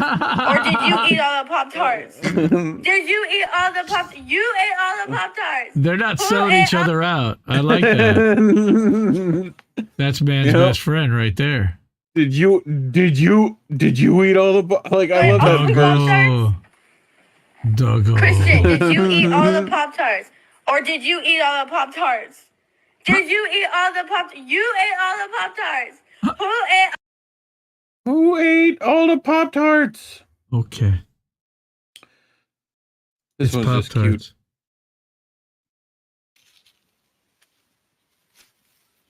Well, hi, Mr. Rat. I love you. Oh, I'm going to choke you out. He's going for the submission move. You're going to submit to my cuteness. You're going to submit to my licking. I mean, this feels somehow wrong. You know? Well, like, isn't this like your food? Like, Tom was not into Jerry that much. Hey, man. You know? It takes all kinds, right? Oh, okay. I guess. Okay, dude. All right. The cute. I feel like we're invading on their privacy now. Okay, guys. Like, hey now. It's one thing when you're looking at each other's heads. All right. Next. Like faces, folks, faces. Come on. Stop. Oh, the monkey. Is that Bonan? I don't know. I don't think it was banana. Is that Bonan? I mean, it is a yellow flavored. I think they're like cookies or something. Bonan cake? You know? Bonan yeah, cake. like, oh my God, this shit's the best. No, it's survival of the fittest. That's is what it is. That's like after you pass the bong around when you've got Doritos, you know? Like, let's get in there and get like, shit. Muskrat all love. the stoners are. Oh my God. Fritos. Monkey Fritos. They're monkeys. All right, what do we got here? A 2 bears, 1 cat. Oh, kitty. Fuck you, bear. I taking your shit. Oh, fuck you. Like, all right, I'm fucking fine. Damn. Like, he's too quick for the bear. He fucked that bear up. Too quick. Yep. And the bear would take one swipe and end him. Nice. Look at that. He's meeting his match. People say you don't look like your pets. Oh, he looks angry.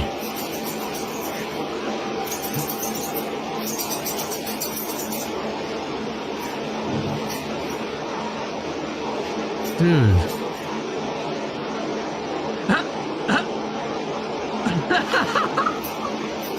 Oh my god! Aww. What?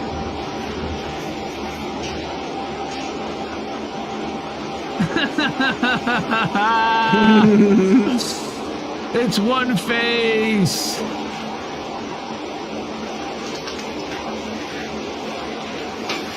Oh my god. With the tongue at the end. That's great. Brilliant. Absolute. There's the people's eyebrow. People's eyebrow on top of it. Nice. There you go. The Rock People's says, eyebrow. know your damn role. That's your mouth. What? Wait, I might be able to hold on. If I can, I gotta go up for it. I can time this one. I had to make sure it's queued up. Hold on. Hold up. Hey. We're Where's it? fucked. Like it should be. I should be looking at it. Or I can just search. Not there. What? That might be why. Here, Control F. What am I Looking for? What? Huh? Nothing. We're frozen. Nothing. We are frozen. No, we're not. What? No, we're not. Oh, I found it. Okay. let it go. Let it go. Okay.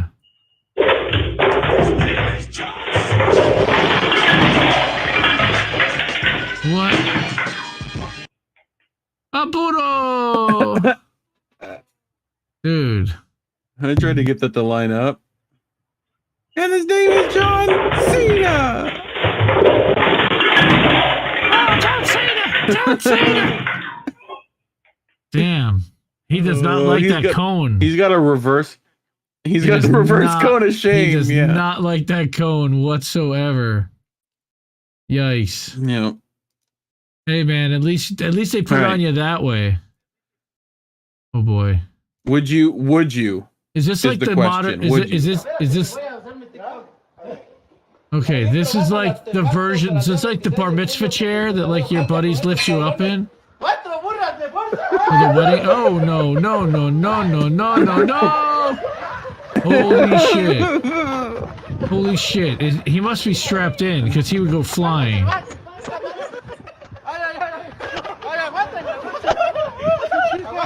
What the fuck? He's got a seatbelt. It's got a seatbelt. I told you, he must be buckled in. And he's still fucking flying out. Yeah, he's like attached to the seat. Like,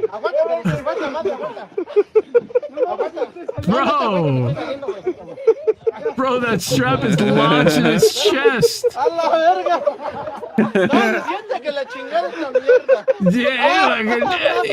Yeah, son of a bitch. Oh fuck. Get him down. Oh, good luck. Walk straight. Oh Watch shit! the Yeah. road. Yeah, his balls too. Yep. Go ahead. Walk the line. Walk the line. And they're Oh off. my word. Like, holy shit. what is this is St. Patty's Day. Happy St. Yeah, Patty's yeah. Day. It's Gary Busey. Fucking Gary Busey. It's Gary Busey. Why? Why does he look like that? Oh my goodness. What is happening here? Oh, We're learning no. ventriloquism. Oh, Okay, this wow. is week 1 of learning ventriloquism. This is week 2 of learning ventriloquism. This is week 3 of... Hey, not how I sound. What's that? This is week 4. You don't speak unless spoken to. This is week 7, and today I decided we're robbing a pharmacy. Oh my god! Friends don't let friends learn ventriloquism. Dude! That guy's gonna be Joe Brogy. Dude, that's hilarious. Oh my word. No. Holy shit. This is, Dude, he was so Osha's bad to gonna be start. real happy with this one. Oh no. Don't try this at home, kids. Oh my. What? Oh no, no, no. Yeah, so oh my god, you're so lucky. So you're lucky you didn't lose a your saw hand. stop. Yeah, it is. That's a saw stop saw. So it shoves the blade down when it like senses capacitance, right? Like if he didn't have that saw, his hand would be gone. Yep. Like oh my word. God. Oh. Ooh. Oh, it's making me cringe just seeing it. Next. So pipes? we Is found crack this pipes? in the Hunter Biden's Amazon purchases. Reusable drinking straws. Oh my god, no. With a carb. Yep. With a carb. With a carb. So sure. Why not? New to yeah, Amazon. we found this in the Hunter Biden. Holy yep, shit, new to that's Amazon. really That's what I'm funny. saying. Yep. Now they're selling crack pipes on Amazon, folks. Yes, they are. No, they're reusable drinking straws. I mean, it's not our fault Hunter Biden had them in his Amazon wish list, but you know, whatever. I like to make walks in the morning time, yeah, with my legs. And I was walking this morning, yeah. That's around Flula. here, and I see two guys. They are, I think they are hobos, men of the streets. And they are making an argue, fight, not with fisties, with mouthies, just Mouthies. very rude and things. And then one man say, "Man, suck my dick."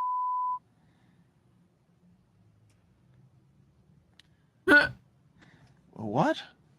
You? Why you say that? What? This is making no sense. Why are you say this? This is silly. This is silly and danger. So you are saying to the man, listen, we are not friends. We have make established of this from all of these argumentatings prior. But please now take my most valuable sensitivity possession in my body. It have no protection. It have no helmet or something. No. It's just flopsy and sensitivity. Flopsy. Please take Flopsy. it because we are not friends. What?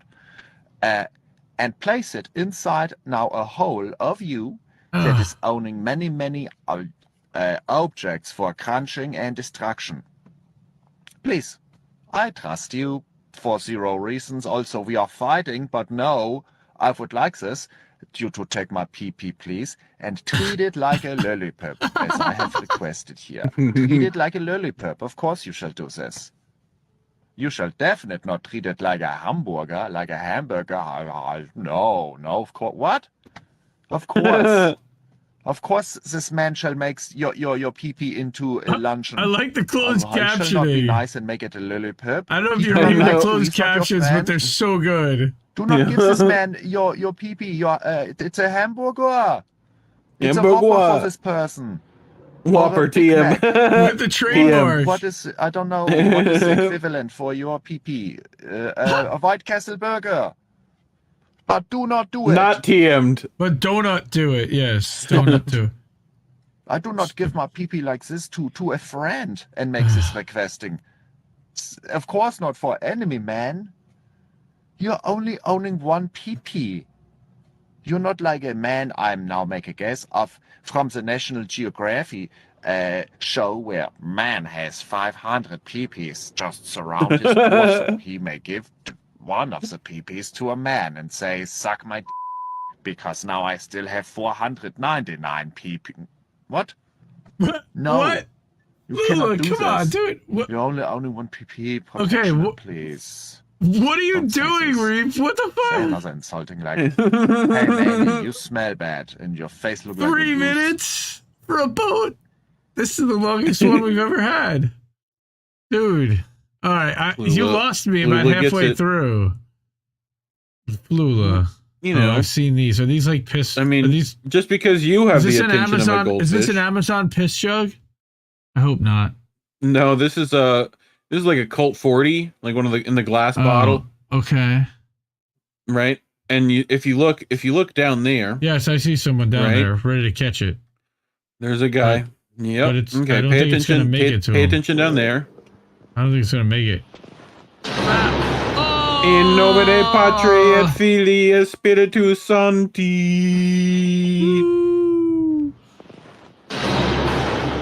Oh.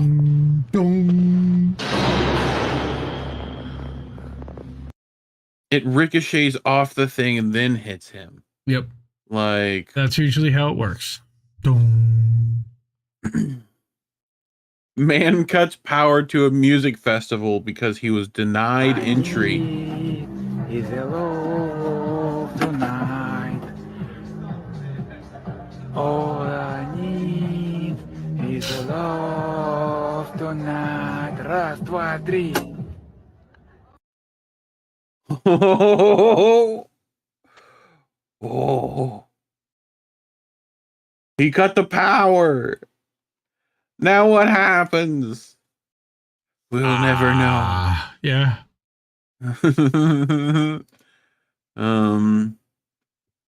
Could you read this sign for me? Sensor is broken. Just say it's burger time, and we'll have you be happy to take your order. Okay. It's burger time, Randy. Cheeseburger, Randy. What else I got? This is only in Minnesota.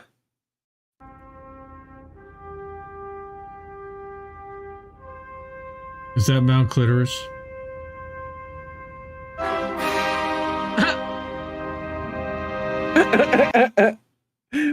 It's just the card. Why they put that card up there? Huh? Because. Why they put that card up there? Because it's going to melt someday. All right, you ready for this one? Oh, yeah. And action. What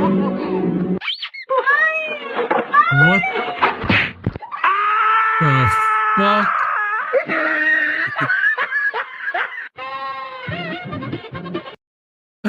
God, was that like the a sound tarantula? effects on that were like... Was that a tarantula? Yeah, it was like one of those fake tarantula. It was like the guy put it on him. Look. Oh. Like he gave it a twist and everything. Oh. I think that's like all sounded like that's all Foley work. So how do you react? You're at the barbershop, this stuff happens.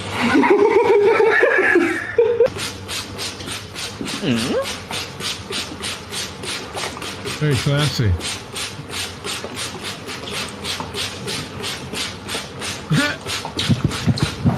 Bro.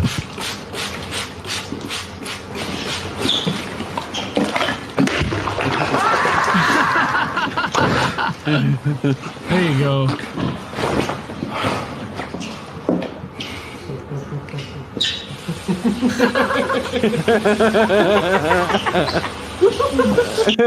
Oh, that's yeah. Somebody's gonna get smacked. Oh god. Blindfold tag is the game. Hi, I'm Johnny Knoxville, and this is Blindfold Tag.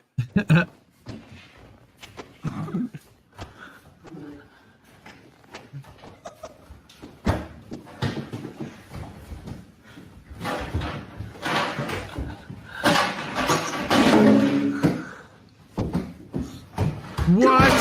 Oh! Oh,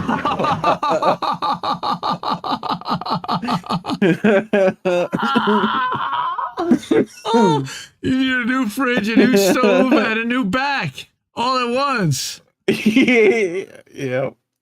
Holy shit, that's great. And action. Yeah, but that's cooking oil. These climate activists decided to break into a shipping yard and glue themselves to an oil tanker. They were advocating for the stop of all new fossil fuel production. But something the protesters Extinction didn't realize Rebellion. is that they glued themselves to a tanker full of vegetable cooking oil. Vegetable cooking oil was what it was in there. Yeah, that's not the right kind of oil, guys. That's not the right kind of oil. Earl. Oh no. So oh God, come on. This is a mascot for vaccines in Brazil. Oh my God, no. Why? Oh. Why? Dude, make That's it what go it's away. supposed to be. Please make it go away.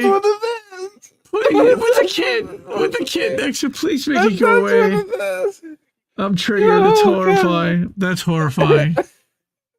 Oh my goodness. Oh, Hezbollah. Hezbollah. Me trying to flirt after a year of no dating. Wait, stop. What? Before everyone knows, before you start, so everybody knows the context, Reef loves him some Hezbollah. Okay? I love Hezbollah. It just makes him smile. The best. Okay. So this guy is actually 23 years old. Proceed. I know he looks like he's a toddler. But anyway.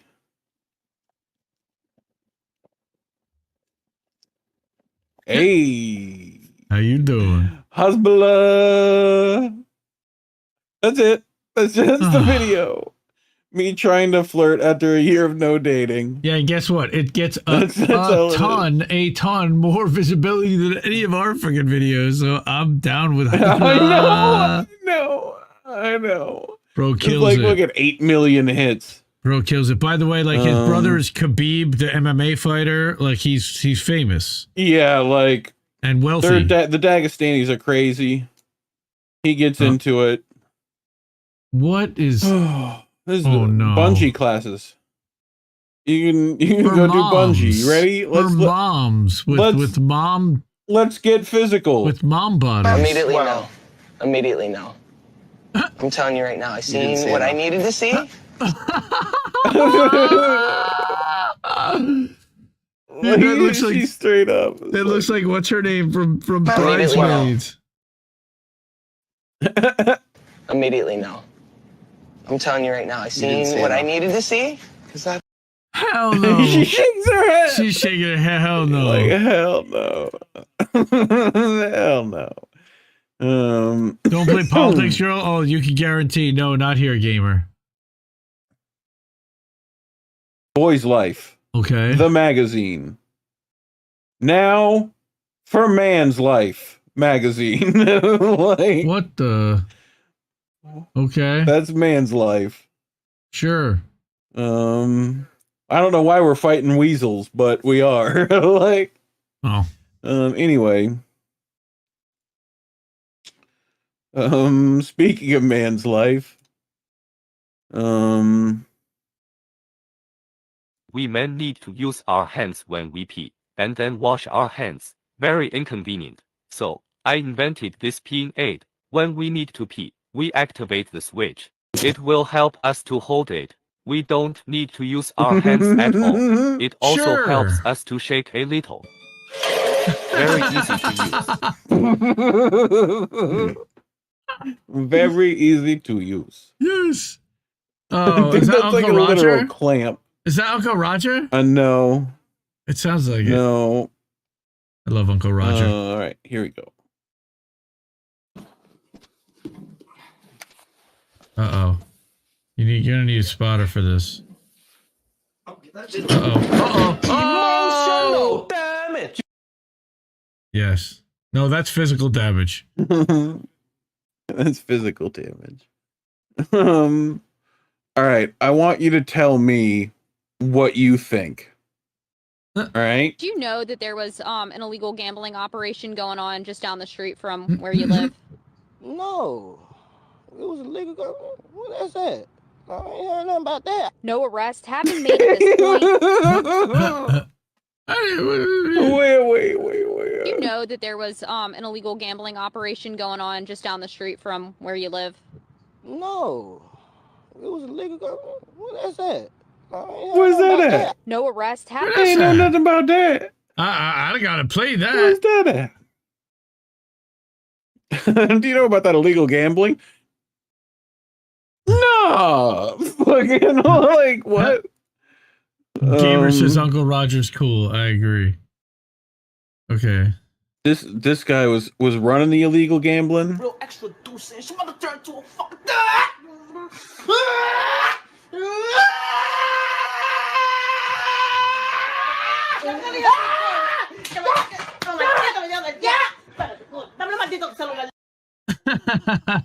What? Oh, that's what happens when you live in Someone Mama translate house. that for us? That's what happens when you live in Mama Yep. house. Oh, he was hitting those Michael Jackson. Yeah, like he was hitting those though for a second. Oh yeah.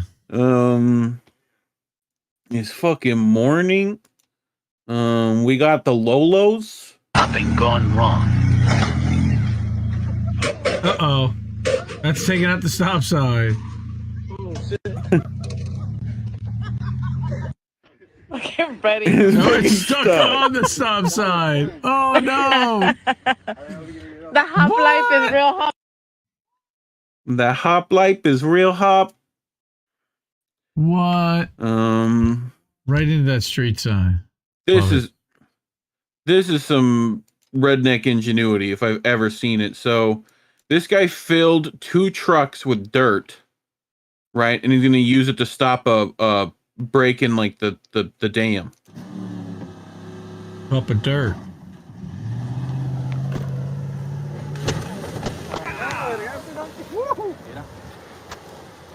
What? Ahí está. Show. Stop right there, baby. Stop right there. Yes. Yep. Right there. Yes. Yep. What? Yep. He's just using that to stop. He literally has made a dam out of trucks. Rams. Yes. A ram dam.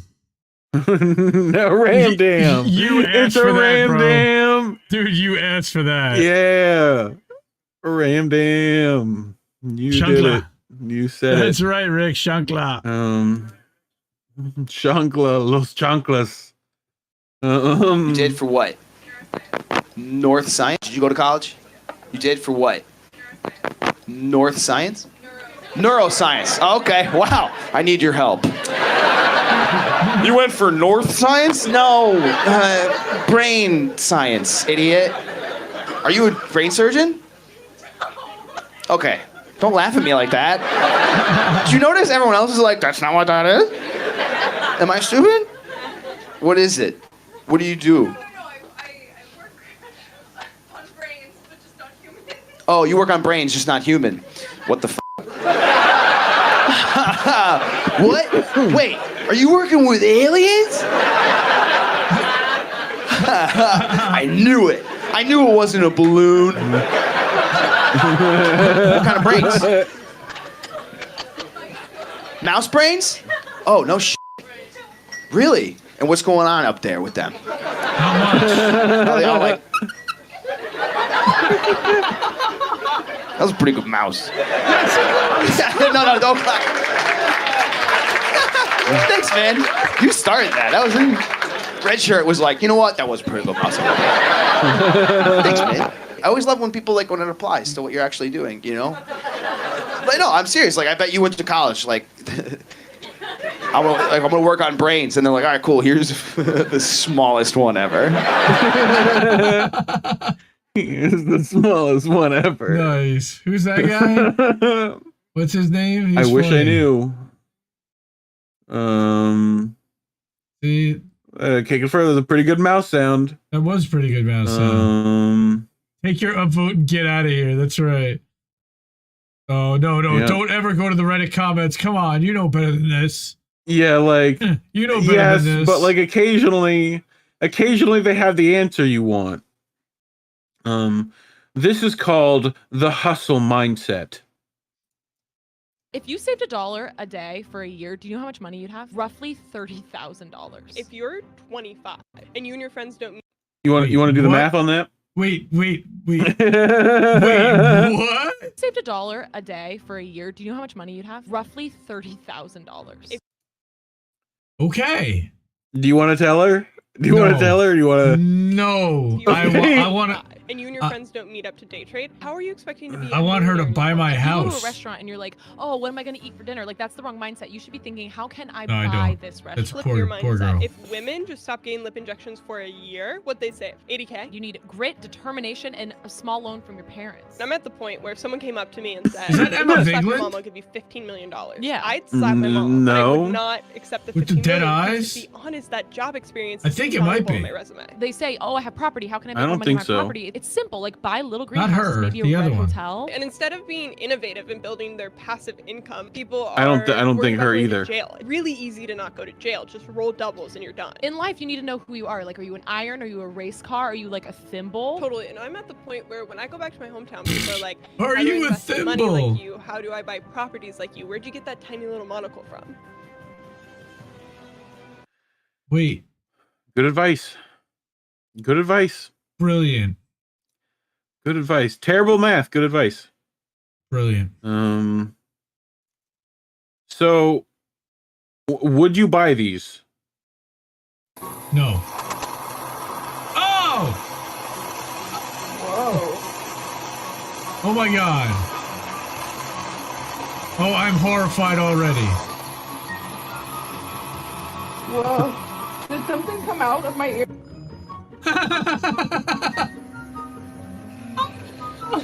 Holy shit, that's disgusting. Ah! Oh my god, I want to throw up. Well, it seems to work to flush it out, though. Holy shit. So would you? No. Would you buy? No. Gross. Gross. This is from Thanks, I hate it.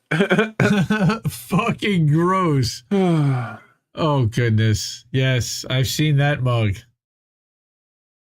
Yeah, you're allowed to have that mug. I certainly, I am a spreadsheet freak, so yes, I get that.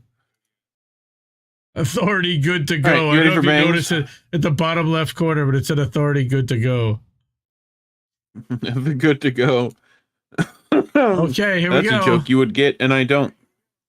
All right, you know we end things here. Nope. And action. Uh-oh. Back away.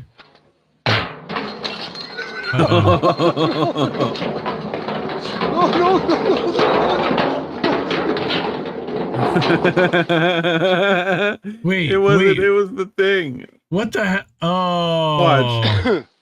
Look up here. Yeah. Then he like fucking He drop kicks that it. He shit. sure did with the Yeah. double-footed drop kick. That was impressive. And then realizes that's not what fell. Yep, that's not what blew up. Damn, man. So That's good reflexes for an old I can't- I- gazer. I- Gazer. I can't have a fake bang. We gotta have a real bang.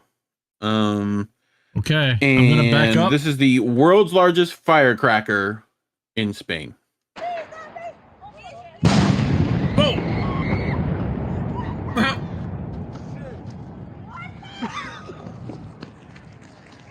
Whoa! Oh, Boom! dude. It sounds like they just dropped a bomb in there. Hey, well, yes. Effectively. Nope. Nope, I wouldn't, says Gamer. Well, So, anyway, boats. Boats, everybody. That was boats. Hey, you're not supposed to use that for that. That's a very specific sound. That's what she said. Yep. Yeah, well. I enjoy it. Yeah. Yep. So, all right. Now Reef's getting all his sound bits out.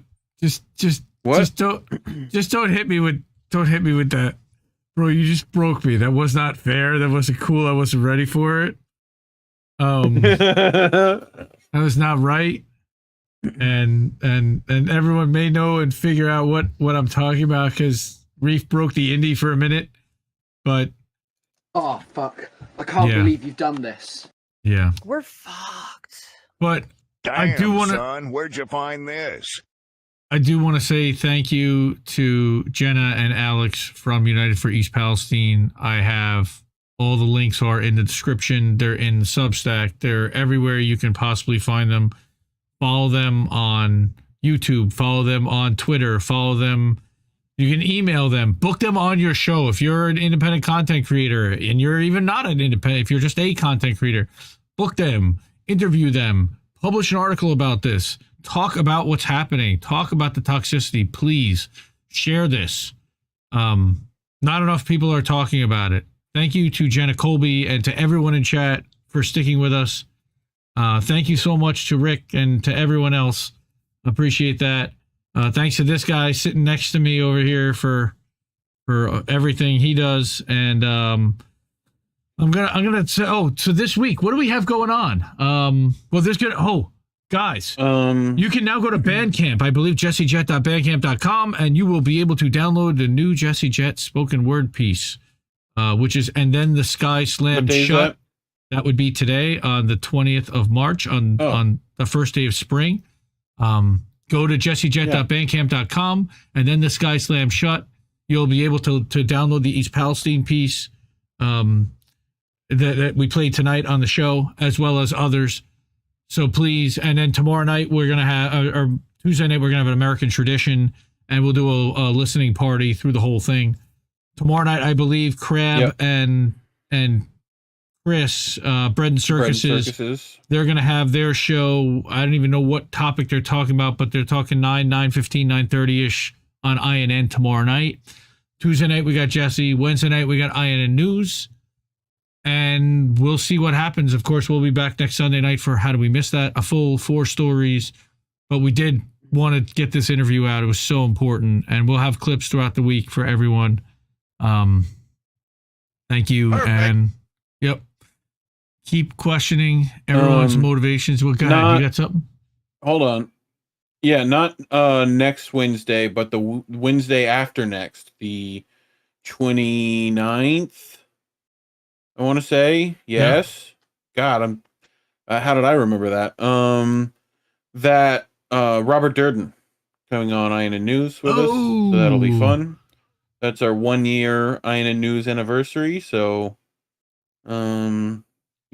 check out that. Also, put that in your calendars. If you have not seen our interview with Gordon Dimmack that we did last week, that was awesome. He was terrific. I mean, I love that man to death. Great success. Also, it was very good. Chris Legion just put out a new Substack over at INN, as well as chrislegion.substack.com, talking about the U.S. a crumbling empire. I encourage everyone to give that a good read, too, and to go say hi and drop him a chat and comment. And try it out, man.